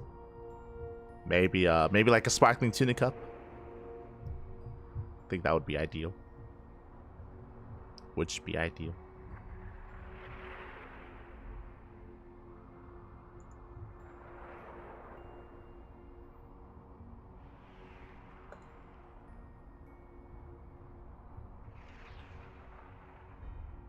I used to watch Husky StarCraft. He's the reason why I got into StarCraft. Nice, nice. Yeah, I think a lot of people used to watch Husky back in the day. I mean, myself included, right? Like, I used to watch Husky back when the Game Station was the thing. If anyone remembers the Game Station, like Total Biscuit, Husky, Jieshi, like a bunch of YouTubers, like they partnered up, created the game station back in the day. And I think that's how I got introduced to most of them. Like, I think I started watching Total Biscuits, and then when he joined the game station, that's when I started watching like Husky and HD StarCraft and Day9 and like Psy StarCraft and all those guys back in the day. I remember watching the HDH Invitational. I remember the announcement of HDH Invitational number 2, and then it never happened. I remember the drama of the non-existent HDH Invitational. Smurge. Feels bad, man.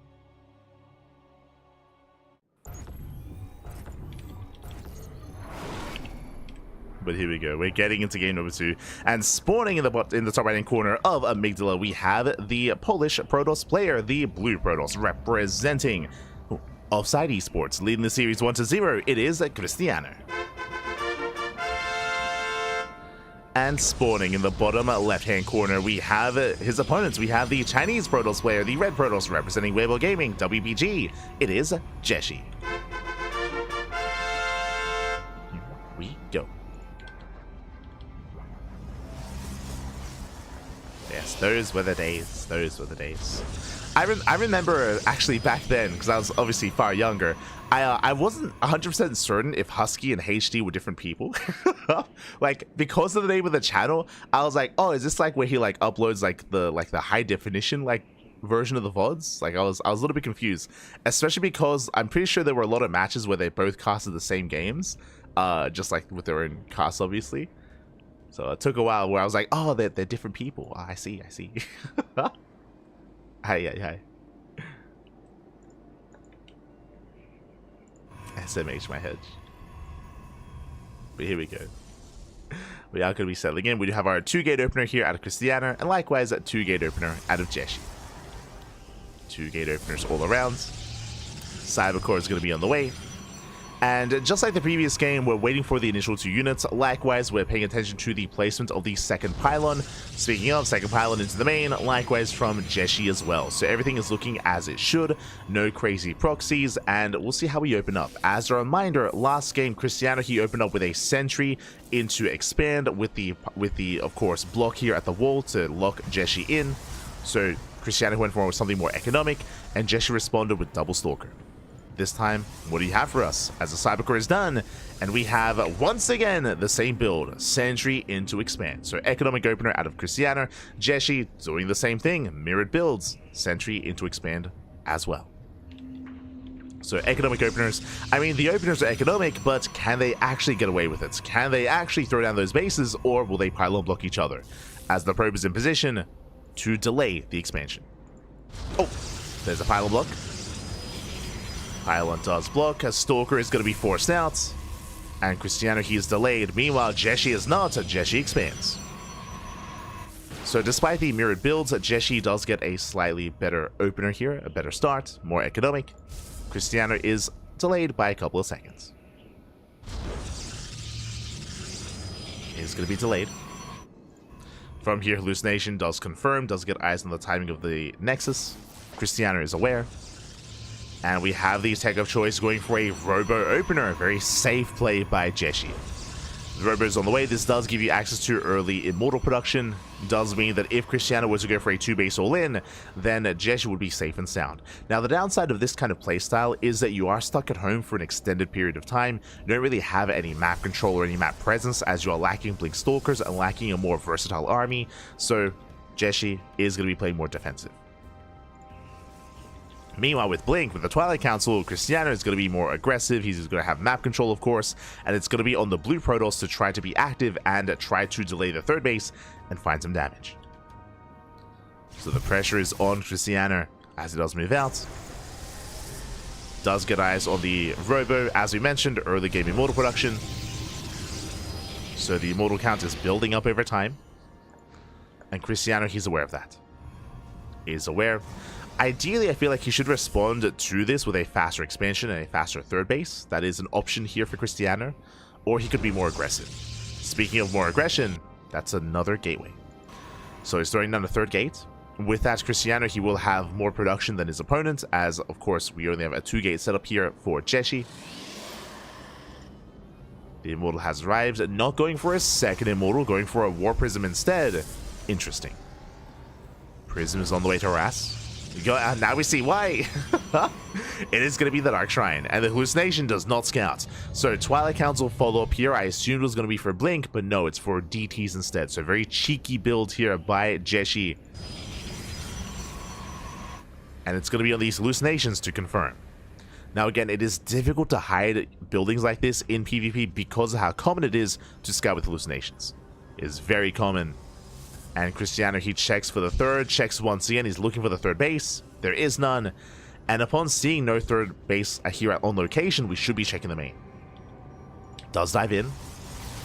For now, going to be zoned away, but no, he does confirm, and he gets eyes on everything. He does spot the Dark Shrine. He sees, he knows. And he also confirms the third base. So back at home, Krystianer, how does he respond? Robo. Robo into detection, into the Observer. It is going to be late, that is true. And there is a War Prism across the map. Dark Shrine is almost done. And Krystianer, he is in a little bit of danger here, but at least he's aware of what's coming. He's mentally prepared at least. As he's in position to defend. First wave of Dark Templar on the way. Jieshi, he knows he got scouted. He knows that there's not too high of a chance that this is going to work out. But here we go. Dropping into the main. He's going to be dropping in. Likewise, DT towards the natural. Observer is in production, being chronoed as we speak. Despite that, probes are going down. Detection not quite ready. A lot of workers are going down. Nice hold position micro. Second DT towards the natural. And this is getting a bit out of hand. Getting 3 probes so far. Oh, there we go. DT goes down. But those 3 workers, it goes up to 6. Almost up to 7. 6 probes. Once in, Krystianer trying to body block, trying to catch out the DT. Meanwhile, another warp in into the main, and Krystianer, he's out of position. Ay, ay, ay. Yeah, he gets pulled out. 7 probes going down. Oh, not quite getting 8.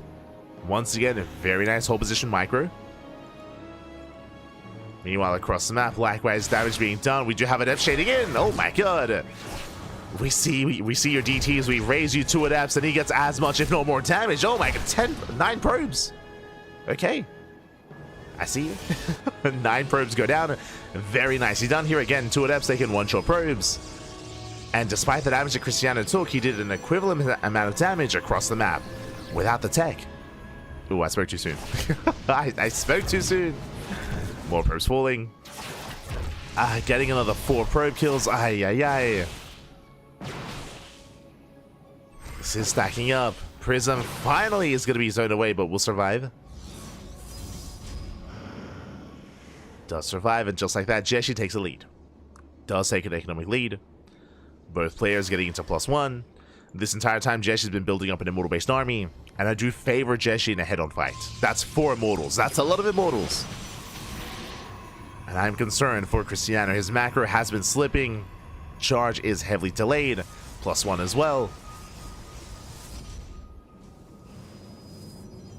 Pressure is on Krystianer as DT drops towards the third base. Once again, probes going down. Once again, Krystianer not quite in position. He is moving out, hoping to knock down the 4th base. But he will lose another 5 probes.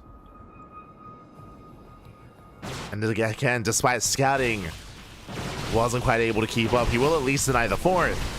Oh, there's a cancel. Cancel the 4th base. Krystianer pulls away. Adepts towards the natural. But this time Jieshi is somewhat keeping up. Adepts shading further in. There is a cannon in position. Despite that, probes are going down. He gets 2. Just 2. Adepts throw an A move. Krystianer, he cannot fight this. He cannot fight this army. Again, that is 4, soon to be 5 Immortals. That's a terrifying army. Krystianer forced back. Still trying to recover. Jieshi does take a massive supply lead. And again, Jeshi's looking to force the ace match. Looking to snowball out of control. He's moving out. He's got 5 Immortals. He has how many? He's got 3 Archons.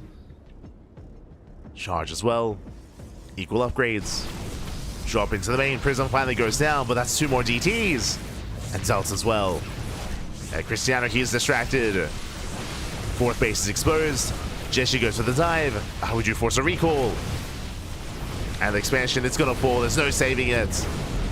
And will Jieshi just keep fighting? He just keep going. Takes down the sentries one after the other. Stalker's being forced further back. The probes, no! Oh, they pull away. Whew, just in time. DT's still popping off. Again, just pulling apart the attention of Krystianer. Does pull apart the attention. No detection here. No observer. Krystianer trying to push in, but again, the Immortals, they just bully the army back. Krystianer trying to keep up. Trying to. That's 22 probe kills, and they're still going up. They're still popping off. The DTs. Again, they're just so annoying to deal with. Finally, they're going to be cleaned up. There was no War Prison with the main army, so reinforcements are delayed for Jieshi. That is the one saving grace for Krystianer, but it may not matter. When the reinforcements arrive, I mean, Jieshi can just commit. Krystianer gets an Archon, not bad. Gets one, going for the other. But reinforcements have arrived. Now this is an army. Jieshi getting behind the mineral line. Probe's going to be falling. And he can just go for the base. Just go for the expansion. Mineral line is going down. Krystianer trying to break through some nice force fields. He locks down 2 of those Immortals. Oh, they can just stand and fight though. Yeah, they can just stand and fight at this point. Boys are being pulled. And Krystianer just cannot keep up. Not with this kind of army. GG gets called. And Jieshi ties up the series 1-1. We are going to the ace match. GG. We're going all the way to game 3, and this can still go either way. This can go either way. Again, it was a good scout from Krystianer to recognize what was going on, to of course get eyes on the to get eyes on the tech, to get eyes on the Dark Shrine, but as we saw, it was a late scout, or I should say a late response, as the Robo was thrown down as he scouted. The Observer was barely not ready in time, and even when the Observer was ready, he was just pulled apart. He was just pulled apart left and right. The Observer never quite in position to defend. And with that, GG. GG, well played. The DTs, they won Jieshi the game. 100%. They were the MVPs. They were the MVPs of game 2. And now we're settling into game number 3.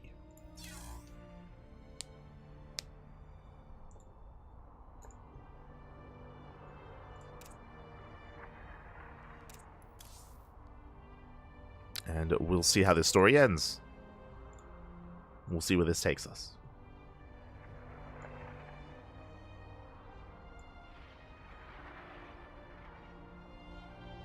Okay.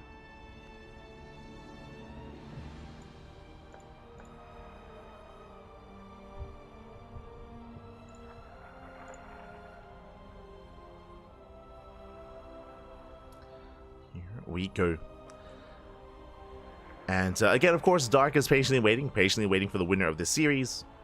It's going to be a Protoss, but which Protoss yet to be determined. Oh, is the Warcraft 3 tournament happening right now? Is that what's happening? Let's go. I forgot about that. For those that are curious, I believe the WTL boys, they're hosting an event at the moment. Yeah. They're hosting an event based on a mod of Warcraft 3 versus, I think it's Warcraft 3 versus StarCraft Evolution, I think, if I recall correctly. Or maybe just Warcraft 3 versus SC2. Yeah, StarCraft Evolution. Yeah.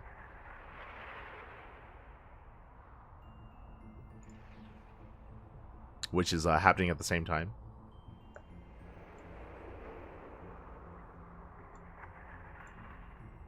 I just noticed the casters in game, and I was like, "What's going on?" I was like, "Oh, I see." I haven't actually seen or experienced it myself yet. I'll be honest. That specific mode, I mean. But I've heard it's a lot of fun. It is a lot of fun.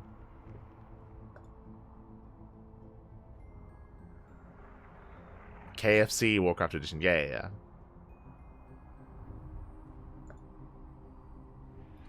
A Warcraft Edition. Who's playing it? Maxed is playing it. Let's go. That's a name I haven't seen in a long time. Maxed was playing Top as well. Kiwian. Lorliets. I don't know who that is. Quanta.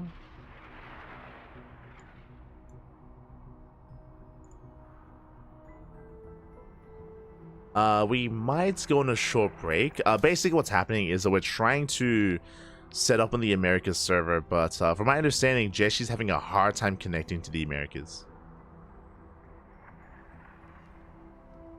Sometimes VPNs are required, and sometimes they're not the most stable to use when connecting from outside of your native region. So we'll see. We shall see.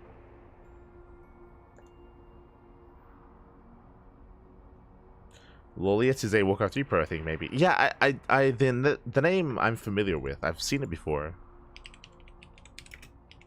But I might just be thinking of Law, who's an SE2 player. An old school SE2 player. Loliet.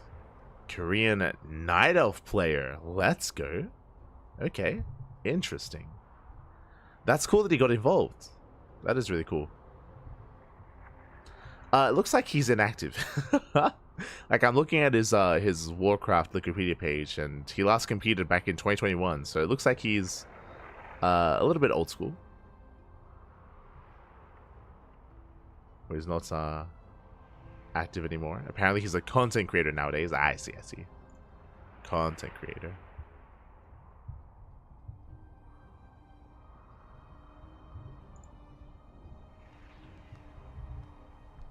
Relatively active. Let's go.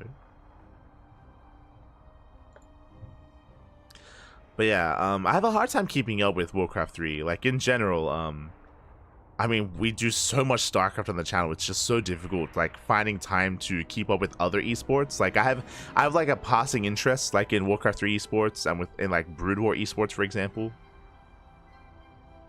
I have a passing interest, but I have no time to watch anymore. No time to watch. Smoke.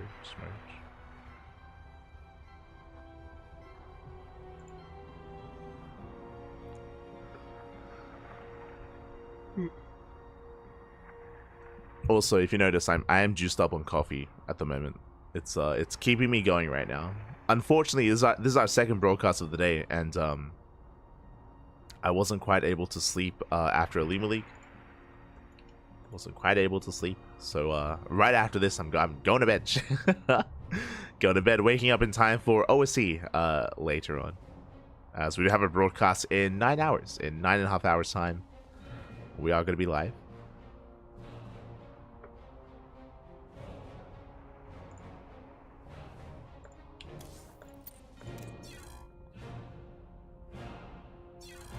Going over the OSC Season 12 Championship, and alongside Master Coliseum and the Pondcast. We have 3 casts tomorrow. Jesus. Hopefully no regrets. No regrets. We'll be fine. We'll be fine.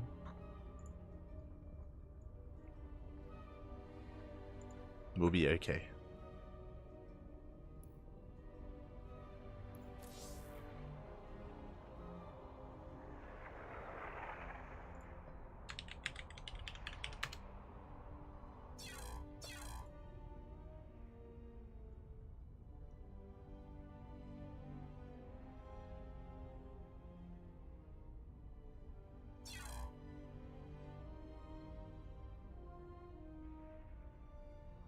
Hearthstone is adding a StarCraft expansion. From my understanding, I think it's like a limited time like event, right? I don't think it's like a permanent thing. I would love for it to be a permanent thing. I'd actually play Hearthstone again if StarCraft was becoming like a proper thing in it. But I think it's like an event that's happening. If I'm not mistaken, I could be wrong. Could be wrong.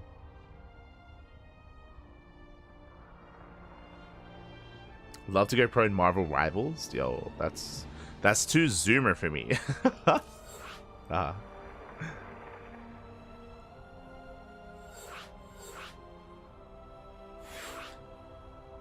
I haven't played any competitive SPS in a very, very long time.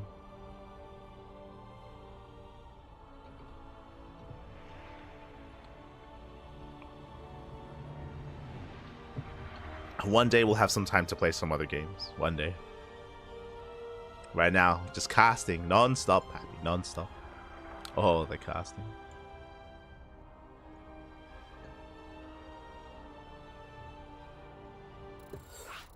Oh, and here we go. So I don't apologize for the downtime, but we were just trying to find our players and to get things sorted when it comes to the server. And we have finally gotten everyone together. We are here to determine the final player, or I should say the first player out of the group, and the other player to advance on to that decider match. Let's go. Let us go.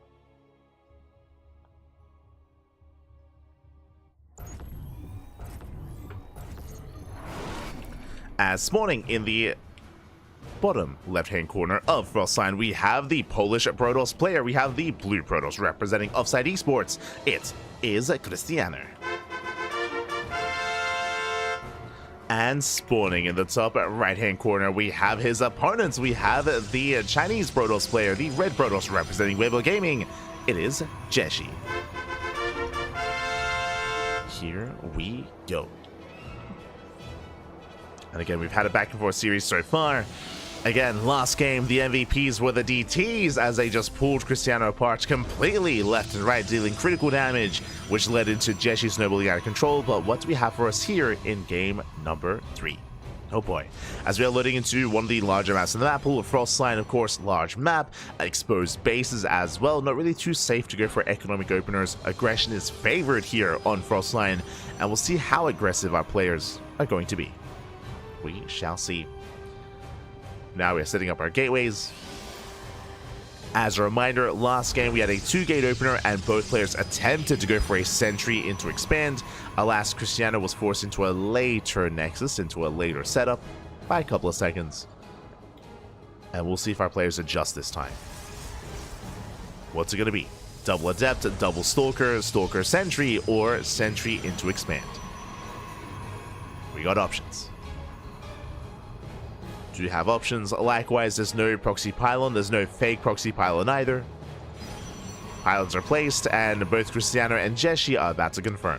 So there is no proxy or fake out.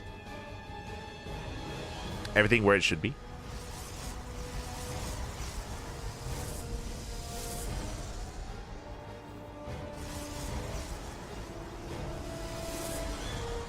Here we go, we have the answer. Once again, Krystianer, he looks in that probe.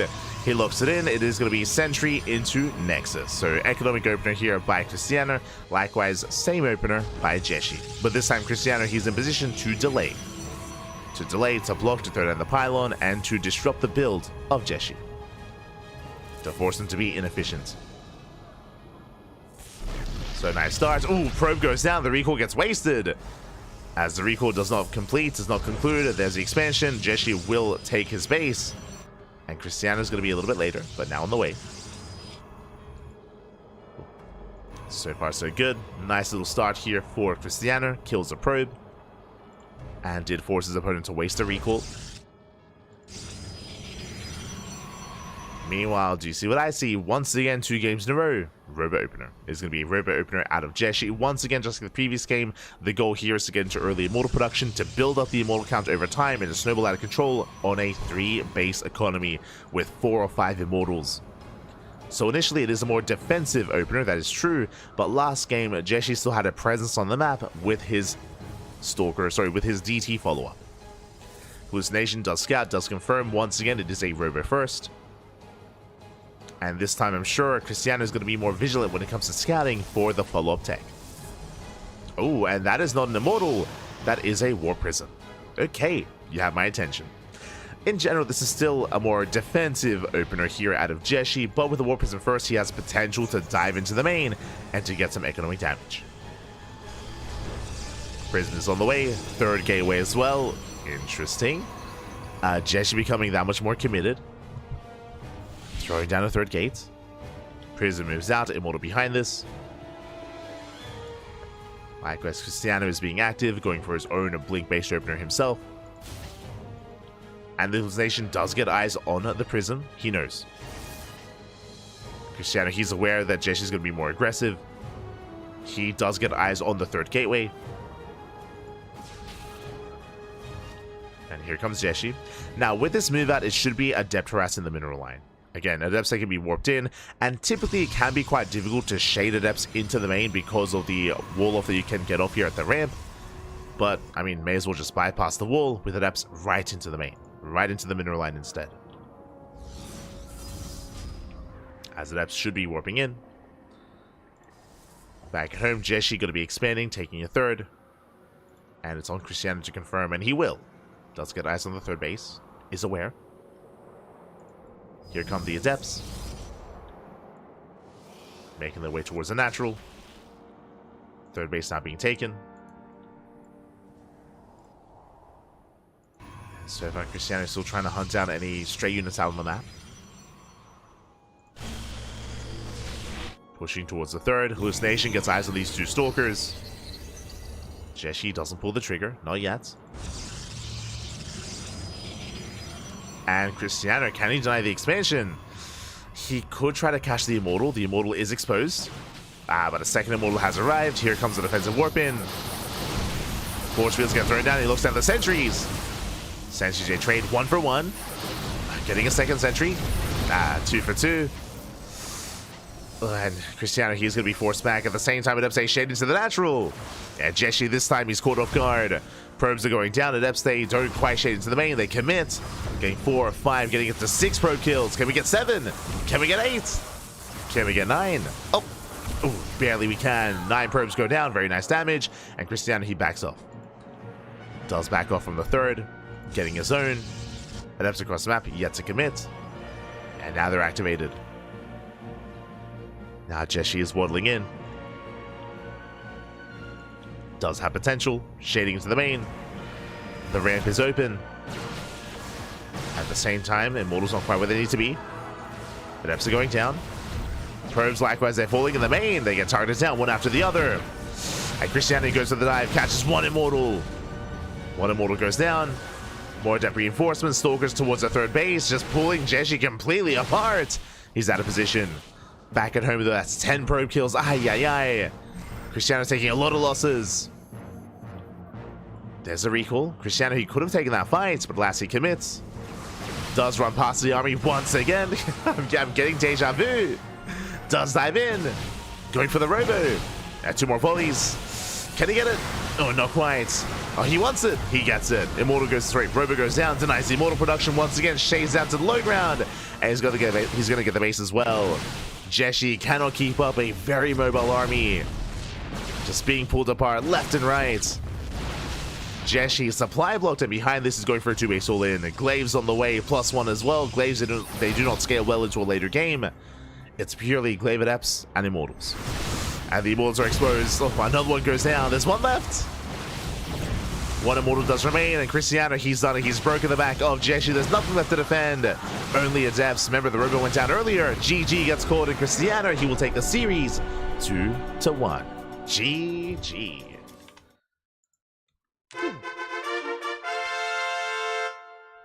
GG, well played. Krystianer just pulling Jieshi apart, just rotating from base to base to base. Jieshi could not keep up, nor with such an immobile army of Immortals and Adepts. He was caught out of position one too many times, and Krystianer was able to take it in the end. GG. GG, well played. Krystianer, he does take it, does take down Jieshi, does advance on into the decider match.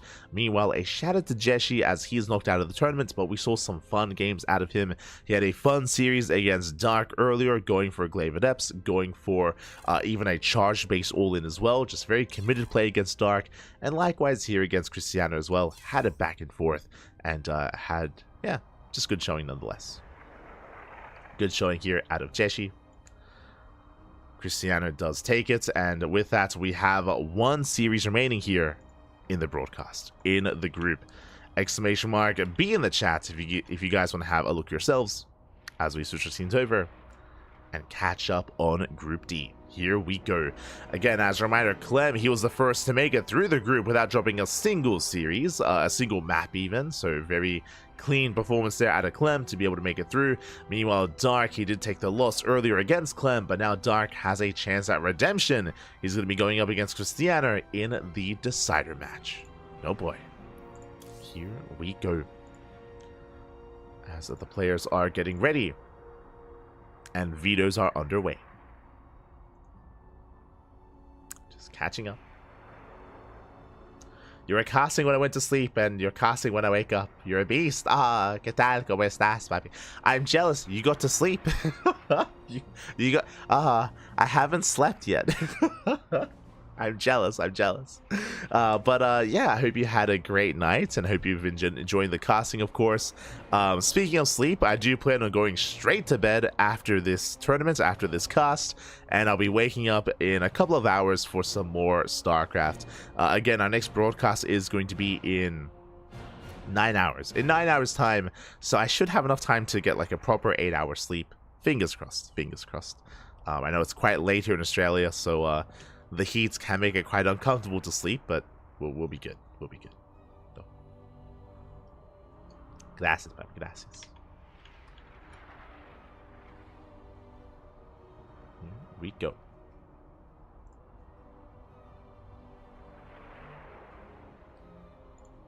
As for now, we are going to be going on a short break. We're going to be going on a short break. Again, the players that need some time to get their cameras ready and, of course, to conduct their vetoes.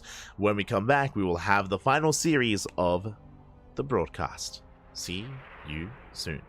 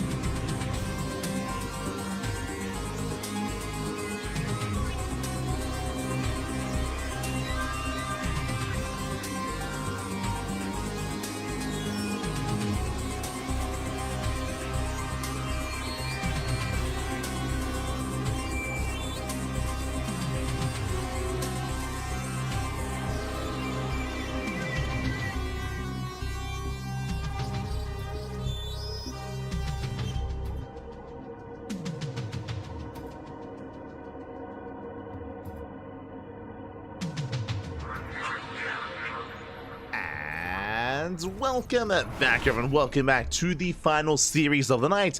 Welcome to the LiuLi Cup 2024 Grand Finals Group D decider match. We already have our first player making it through in Clem, and we are here to determine the final player to make it through the group stage into the playoffs. And spawning in the bottom right hand corner of King's Cove, we have the Polish Protoss player, the red Protoss representing Offside Esports. It is Krystianer.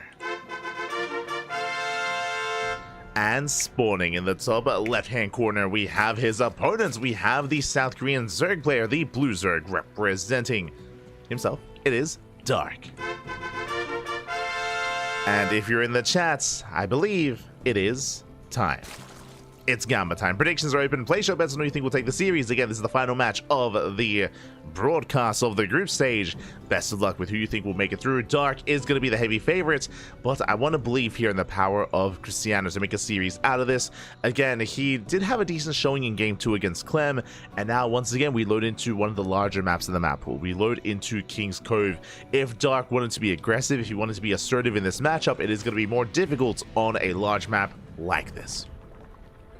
So I do think this favors Krystianer when it comes to getting into the mid-game, and the mid-game is where Krystianer thrives in this matchup. For those that are unfamiliar, Krystianer, he has a certain style. It's actually similar to Mana's style, where Mana does often open up every single game with a Stargate into Oracle, into Archon drop, into Archon Immortal. Likewise, Krystianer doesn't quite open the same way, but he's also very fond of the Archon Immortal composition.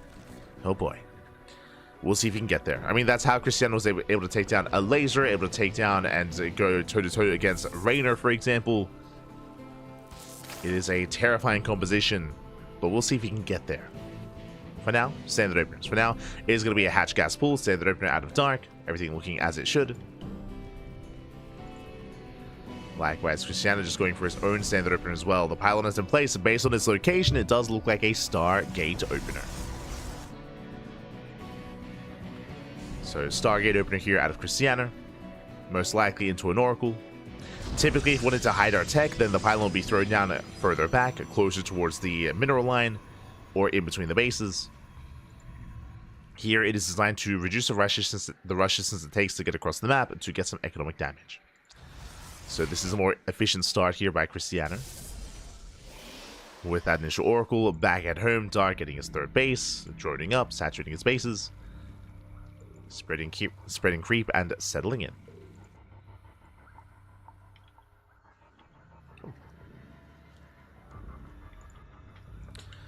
And again, at least in that previous series, we got an ace match. We got a back and forth. Outside of that, we've had some more one-sided score lines at least.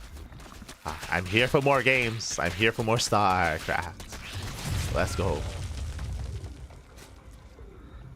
As the Adept does threaten the shade. There's that first Oracle being chronoed as we speak. Being sent out.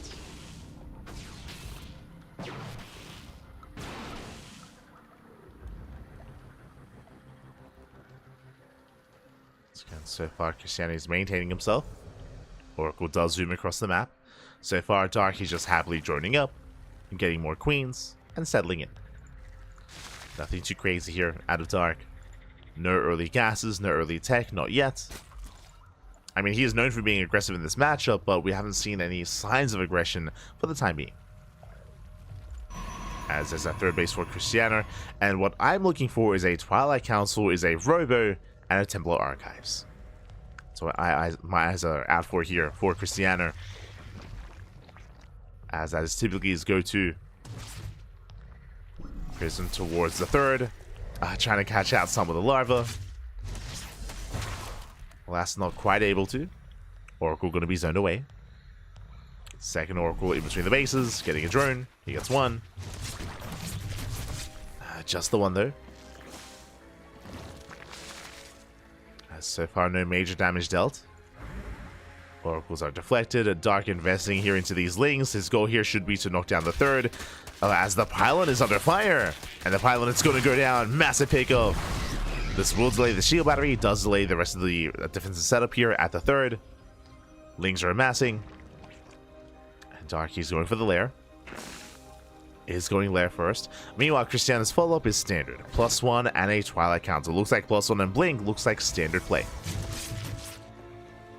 Oracle still being deflected. He gets one more drone. Gets whatever he can. Lings, they do get across the map. As he did mention, the Devastator gets surrounded. Yeah, massive surround. One Adept goes down. The second Adept as well. Forces Shade away. Lings, they will chase. Getting another Adept. And another. Yeah, 3 Adepts do fall. Very efficient trades here by Dark.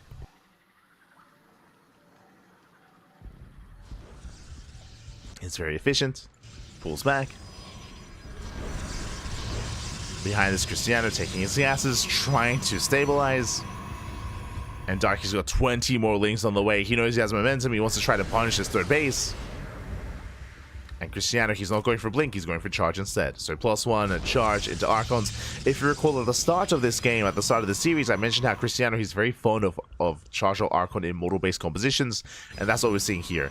And just as I mentioned, this is not the same way that Mana gets here. Mana, he opens up with an Archon drop. But Krystianer, he avoids the Archons and he does go into additional Oracles into just straight up Charge, +1, double Robo, Immortals. Now the problem here is it takes a while to really kick in. If Dark is more passive, then Krystianer, he can get away with this, but Dark, he's being so aggressive. Massing up Lings, once again, threatening the expansion. Nidus is on the way, into Swarmhost, into Infestation Pit, most likely into Swarmhost. And again, against Charge, Swarmhosts are ideal. The reason for this, Blink Stalkers do an amazing job at keeping up and catching up and shutting down those Nidus worms. Charge lots are less mobile. This is just a less mobile army. And Swarmhosts, they can just pull this apart. So again, Swarmhosts, they're very much so a niche kind of style in this matchup, but that potential specifically against Charge or Archon. Meanwhile, Lings, they do hit the third. The composition is confirmed. +1 range is on the way. And Dark, he should be amassing up roaches to get ready here for this move out. For now, just droning up. And here come those Swarmhosts. As we did mention, again, they have their place here, specifically against this kind of composition. This is really their only place in ZVP. Is against Charge or Archon. You know, Krystianer massing up his army. Looking to move out. Still building up his Immortals. And this is going to be an earlier timing for Krystianer. If Dark was skipping roaches, he'd be in trouble. But Dark hasn't. He has been amassing up some roaches, squeezing them out every now and then. Is it enough though? Has he been too greedy? Dark, he's aware of the army. Lings, they hit the third. Going for the mineral line. And Nidus into the main. Krystianer, he's distracted. Will push in. The concave is here, but are there enough roaches? That's a lot of Archons. Roaches being forced back. The area is wide open. Boys are being pulled. Oh, they get pulled past the Archons. 4 drones going down. So far, Dark, he is holding on. He's buying time. Nidus does complete. Where are the Swarmhosts? As Krystianer, he might be able to break through. Queens are going down. Nice force field, locking down the roaches. Yeah, efficient trades here from Krystianer. Breaks through the Queens. Queens are going down, and roaches as well. The Knight is not really coming into play. But Dark, he comes in for the surround. He breaks through the Archons just barely. He takes down the Archons, shuts down the main army. And Dark holds. And across the map, here come more Nidus worms. What happened to the Swarmhosts? There we go. I thought 4 Swarmhosts were being built. Instead, he just goes straight for the main. Denies +2. And +2 is denied. Roaches, they slip into the mineral line. And Krystianer is being completely shut down. He was so committed with his push. And Dark, he was ready for it. Even canceled the Swarmhost, apparently. Hydras are being built. GG gets called. And Dark, he takes game number 1. GG. GG, well played. Just a very nice read out of Dark. Able to scout, of course, his opponents, recognize what was happening, recognize each Charge or Archon, and be ready in time back at home. As we saw, he did start the Swarmhost, but it looks like he canceled them when he realized that Krystianer was pushing, that Krystianer, he wasn't getting a 4th base, he was committing on 3 bases, basically an all-in. You know, Krystianer, he was basically going for an all-in, so Dark, he recognized that, to just focus on Roach production, and he was able to defend it quite well here, respecting the army, kiting back, reinforcing, getting us around. GG. GG, well played. Dark, he takes the lead in the series, and we'll see if Krystianer can bounce back. As we're getting into Whispers of Gold. Oh, as game number 2. One of the smaller maps in the map pool. Interesting. Short rush distance by ground. All-ins are favored on this map. I feel like Dark thrives on Whispers of Gold. I'm a little bit concerned here for Krystianer, as this map will allow Dark to be even more aggressive.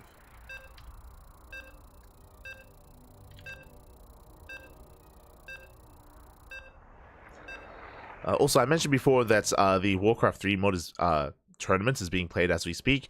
We might receive replays from that, so if we do, we're probably going to have a catch-up cast one of these days. No.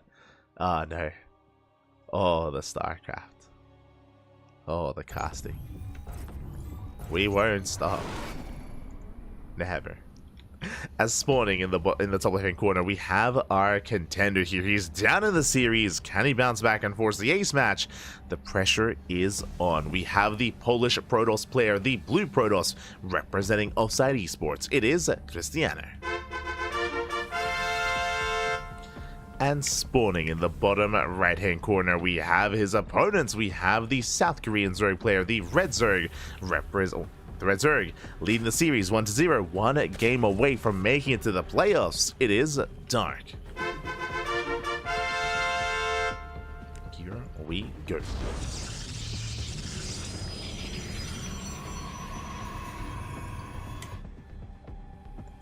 Dark is settling in, going hatch first. Likewise, Krystianer setting up on the low ground, going for a gate expand. And again, last game, we saw the attempted build out of Krystianer going into Archon production, into double Robo, double Immortal. He wasn't quite able to embrace his build, though, wasn't quite able to embrace his style. We'll see if he can get there this game. I do think that it's quite risky, though. It's just really tech heavy. It's really tech heavy, and you are vulnerable for a time in the early game once you go for all those Robos and the Temple Archives.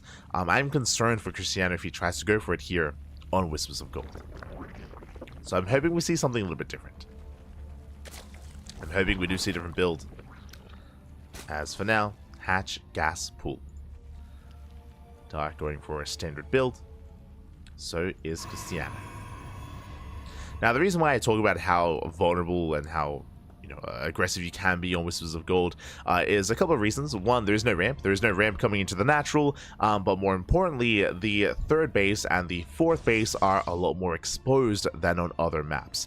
I would say that Frostline is maybe a map where the bases are even more exposed than on Whispers of Gold, but the rush distance by ground is longer on Frostline. Here on Whispers of Gold, it's very short. Very short on this map, so you can try to go for like a 2.5 base all in, 3 base all ins. They can hit very hard here at the third or at the fourth location, or just rotate between them. Likewise, when it comes to Queen Walks, you can knock down these rocks. You can knock down these rocks, whether it's here on the left or here on the right hand side, and reduce the time it takes to get across the map as well.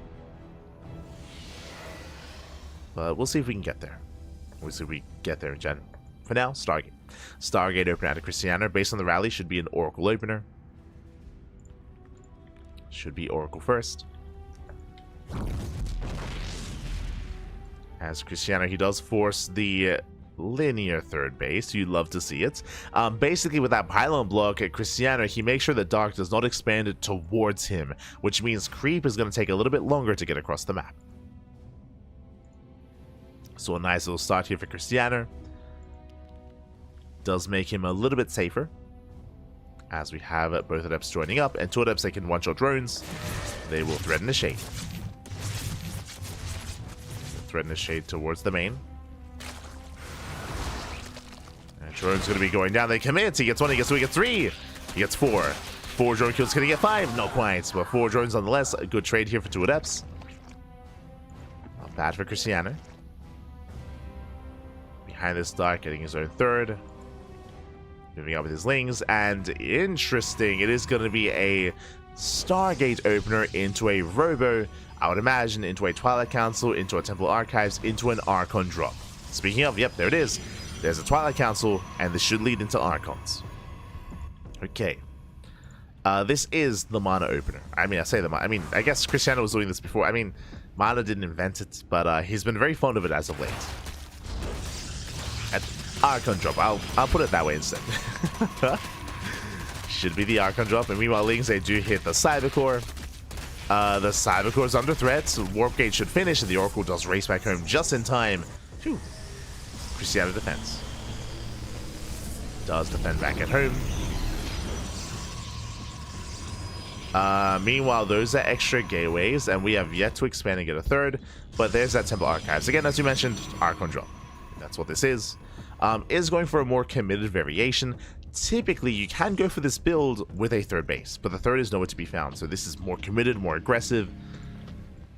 As a result, Krystianer has to get more done with those Archons, as he's going for a much later third expansion.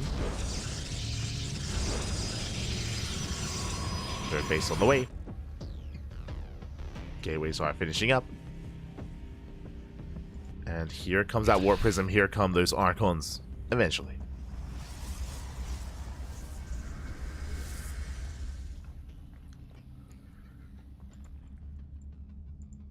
As things they threaten to dive. Here come the High Templar. Here comes the Morphin. And the purpose of these Archons is to hunt down Overlords. They can hunt down Overlords. They can hunt down Queens, drones, tumors as well. To just give you a little bit of freedom and give you map control.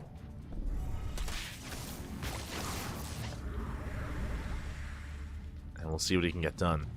Back at home, the lair is complete, and Dark is building up his roaches. Roach speed is on the way. Archon drop dives in, going for the mineral line, getting 2 drones already, not bad. Prism takes a lot of hits. Oh my god. Whew. Takes a lot of hull damage there. Krystianer, he has to be careful. Pulls away. Does not want to lose that Warp Prism. As Dark, he's taking, for the time being, is droning up, saturating his third base, and throwing down a Hydroden alongside +1 range.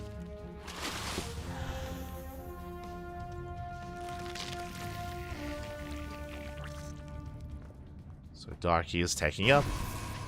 Lings, they got us in the third base. Again, later saturation for Krystianer. And while these Archons are buying time, while they're giving Krystianer map control, Krystianer, it's on him to build up the Immortal count. And to build up towards 4, 5 Immortals, build up Archons, charge lots, and eventually move out across the map. If you remember, last game was a very Archon-heavy composition. This time it should be more of an Immortal-heavy composition from Krystianer.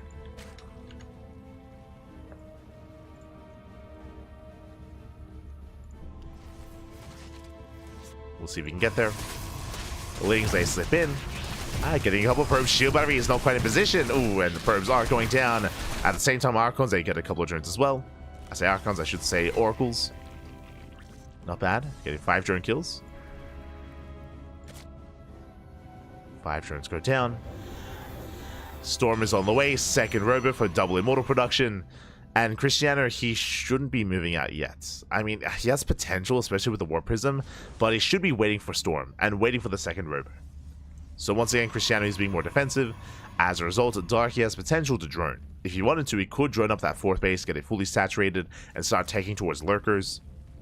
We'll see how aggressive Dark is going to be. Does he drone or not? As this 4th base is late. It's later 4th. Roaches, they trickle in. They run into the main army. He spots the Mass Immortal. Again, seeing this kind of composition, I wouldn't be opposed to Dark teching. And there it is, he's joining up. He's joining up his base. But Storm is about to finish, and here comes Krystianer. And again, he's got a terrifying army. Comparing them, we do have mainly Hydras here for Dark. But Krystianer, he has Storm. Storm is ready. Do have the infestation on the way. But that's Krystianer getting to the mineral line. Pulls back. Dark with the free sped. Storm goes on the roaches. Massive storms. Roaches, they get something up. Another storm as well. Takes out the roaches. And we're looking for a storm on the Hydras. There's 2 storms left. There's the first. 2 more storms remaining. Dark being forced back. Nice spread. Now the storm zones. Archons are falling. Oof. High Templar, they're exposed. That was the final storm. And Dark is holding on. A very nice spread. Very nice engage. Takes out the final Archon. And Krystianer has to get the hell out of here. He has to pull away. Chargers have arrived, but alas, Dark has plenty of reinforcements. We can see Krystianer, he has so many Immortals, but imagine if he moved out with these Immortals. He was too premature. They moved out too soon. Massive storm. That's a little High Templar. Krystianer needs a little bit more time. Still very close, very tense. Behind this Dark, he's taking. Hive is on the way. Lurker Den's on the way as well. But it's going to take some time to really get into Lurkers. For now, Dark, he's stuck on Roach Hydra. And Krystianer, he has a very efficient army. As long as the storms connect. He can't waste them. So far, so good. Nice storm on the right. Decent storm towards the left. He has, well, soon to be 4 more storms available. But Dark, he does deny the expansion. Denies the 4th. Dark, though, he has to be careful to be called out. He has to respect this army. Again, this is kind of the death blow that Krystianer's been building up towards the entire time. Ooh, as the 4th base is cancelled. 4th base is denied. Probe's going to be falling as well. Nice damage here out of Dark. Krystianer trying to catch it out of Dark, he slips away. Somehow he does slip away. Ooh. Pulling back at the same time, Lings, they do slip in. The wall's wide open. Krystianer doing his best hero impression. Likewise, Immortals are getting caught out as well. Very nice movement here by Dark. Catching out to Immortals. And Krystianer is out of position. 3rd Immortal goes down. Lings get into the main. Hydra's towards the natural. And Hydra's towards the 3rd. They force a recall. Krystianer, he just wants a main fight. But the Hydras are getting away. They're at least trying to. Nice catch. Ooh, Hydra's going down. Expensive losses here for Dark. Hydras are falling, but still 13 probes go down. These are expensive losses. He gets the natural. Nexus does fall. Krystianer cleans up the army. The supplies are still very close. Dark has the economy, but Krystianer has the army. And he may as well just commit. He may as well just go all in. Looking at the army size here, that is 7 Immortals, 9 High Templar, each with at least 1 Storm. There are some Lurkers on the way, but Dark, he's in trouble. Krystianer, he can pull this off. He can snowball out of control. Is moving in. Does he have detection? Oh. That's Observer's just now on the way. 0 detection here for Krystianer. The Lurkers, they may just win Dark the game. Lings, they get across the map. Lurkers repositioning. And again, 0 detection. If he had some, he could break through this 100%. Roach is a counterattack. Observer still at home. Without the Observer, how does Krystianer move in? Oh my god. Storm on the base. Let's go. 4 more Lurkers on the way. And Krystianer just cannot keep up. Or I should say he just cannot really push into this. Oh, without the Observer. Observers are finally on the way. Here we go. 3 Observers have arrived. But is it too late? As how many Lurkers are there? 15. 15 Lurkers for Dark. Lings, they just keep going for counterattacks. Bases keep falling down. Oh, Krystianer, he gets on the base. The expansion is going to fall. Nice pickup. Dark down to a 3-base economy. Meanwhile, Lings, they knock down the 3rd. Going for the production.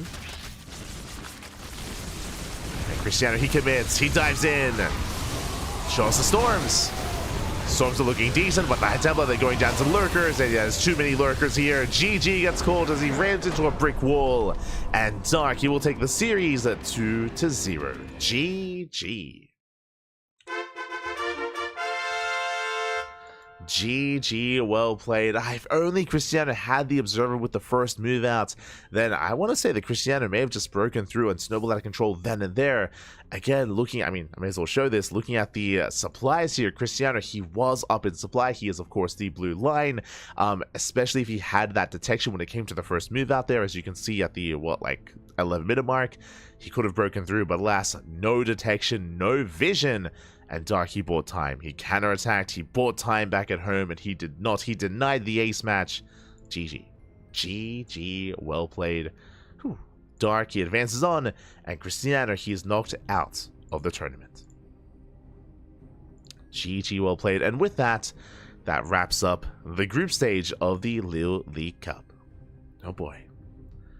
That does wrap up the group stage. Do need a moment to set things up though. We can have a look together. We can catch up all together. Let's go. Let us go. Exclamation mark be in the chat to have a look at the back yourselves, as we have a lot of updates here, and I believe it's going to take some time for the bracket to be seeded, but we can catch up nonetheless. As you can see here, actually I have one better for you. Hold on, un momento. There it is. Bam, beautiful. Kind of. It fits. From the top, the group stage has concluded. We've casted every one of these groups. If you missed out, if you want to tune into the VODs, I do recommend. The VODs are on YouTube, the VODs are on Twitch. But Group A, we had Rainer and Gumiho, a Zerg and a Terran making it out of Group A. We had a Protoss and a Zerg with Hero and Serral. Again, Hero, he popped off. He took down Serral in the group stage. Hero going undefeated so far, coming out in first place. Scrolling down, we have Max, Pax, and Skillus, two Protosses out of Group C. And of course, in Group D, we had Clem and Dark making it through as well. We have our top 8. We have Rainer and Serral. We have Rainer, Serral, and Dark as the Zerg players in the playoffs. We have Gumiho and Clem as the Terrans, and we have Hero, Max, Pax, and Skillus as the Protoss. Let's go. So the playoff bracket is going to be insane. It's going to be intense. We have some crazy upsets, of course, as certain players did not quite make it through the group stage. And as you can see here, we have the double elimination playoff bracket. Let's go. Of course, it will take some time to be seeded. And as you can see here, the playoffs are going to be next week. Next week, in 6 days' time, we're going to be live here on the channel with the playoffs of the LiuLi Cup. Again, the best of the best are facing off here in this event. And we'll see who is going to be crowned the champion. Again, I'm very excited to see what the seeding is going to be looking like. We'll most likely be going over the bracket tomorrow if it is live during the podcast. We'll see. There's a lot to get into. A lot to get into, and a lot of predictions to get involved as well. The predictions, baby. The most important thing. Let's go. Just catching up in the chat. Just catching up. But otherwise, hope you all enjoyed yourselves. Hope you all had a great time here tonight. Again, a bit of a shorter broadcast, 3 hours, only 3 hours, which I'm content with. Again, I am very, very tired. I would like some veg, or like a little bit of sleep here today. So I'm going to be getting some sleep. And if you're curious, if you want some more CranKy Duckling action, when is our next broadcast? Well, I'm glad you asked, because we have the answer for you here and ready for you. We just wrapped up with Wednesday's broadcast. Earlier today, we were live with the Lima League. We just wrapped up with LiuLi Cup. And tomorrow, we have the OSC Season 12 Championship Upper Bracket Round 1. That is going to be on a Thursday morning. That is going to be in how many hours' time? That is going to be in 9 hours' time. So we have some time to sleep, get some rest, get recuperated, and ready for a day of StarCraft. So in 9 hours, we're going to be live here at 9 a.m. KST with the OSC Season 12 Championship. Following that, at 6 p.m. KST, we have the podcast. Following that, we have Masters Coliseum at 9 p.m. And then we have the Friday schedule, looking very similar. Day 2 of the OSC Championship, Day 2 of Master Coliseum. On Sunday, we have back-to-back Day 3 and Day 4 of Master Coliseum. And on Saturday, we have a full day of the House Galactic Battle. Oh boy. Non-stop StarCraft here on the CranKy Ducklings. And again, the rest of January looking just as stacked, just as busy, just as jam-packed. It's a lot of StarCraft. Also, during the broadcast, I did get messaged by Eddie. Shout out to Eddie, of course, the owner, the person behind OSC. And Sunday is actually going to be a triple threat. It's going to be 2 broadcasts of Master Coliseum back to back, followed by OSC King of the Hill. As OSC King of the Hill is also on Sunday after Master Coliseum. So that's yeah, let's go. So we have another triple broadcast on Sunday as well. Did just get notified, or did just get updated with that during the broadcast. So more content, more StarCraft, as always, here on the CranKy Ducklings. Again, we have the most casting out there out of all the other channels in StarCraft 2, so we have the most amount of content if you wish. You can follow us on all the social medias, Twitter, Facebook, Instagram, YouTube, and Discord. Check out the VODs on YouTube if you can't watch live. If you are interested in some of this StarCraft, then check it out over on YouTube or on Twitch for those VODs. Again, we have the content, we have the quantity, and we have some of the quality as well. We got you, Pappy. We got you. Let's go. So that is going to be coming up next. Oh, that's going to be our weekly schedule here. Meanwhile, if you want to support us in a different way, you can do so via Patreon, of course. Exclamation mark Patreon in the chat. We did just get some new patrons today, so thank you so much to those that are supporting us here, as our Patreon is designed to fund our tournaments, whether it's Sea Duckling Open, Macedon Open, or of course the Sparkling Tuna Cup. All of our events are funded through Patreon, so thank you so much to all the patrons that we do have. All the money goes straight to our tournaments, and our tournaments are coming back at the end of January. So thank you so much for the support. Thank you, thank you. And we are hoping to get to our next goal, which is of course to pay out top 4. Currently our tournaments are top heavy. Currently our tournaments, they pay out top 2. We would love to pay out top 4 as well. We'd love to get there eventually. Otherwise, thanks for watching. Thanks for watching. Thanks for the support. With that, we are going to be wrapping up here. And stick around. We're going to be giving another StarCraft streamer a raid. We'll find someone to send everyone over to. Who is live? Who can we raid? Let's have a look. Let's catch up.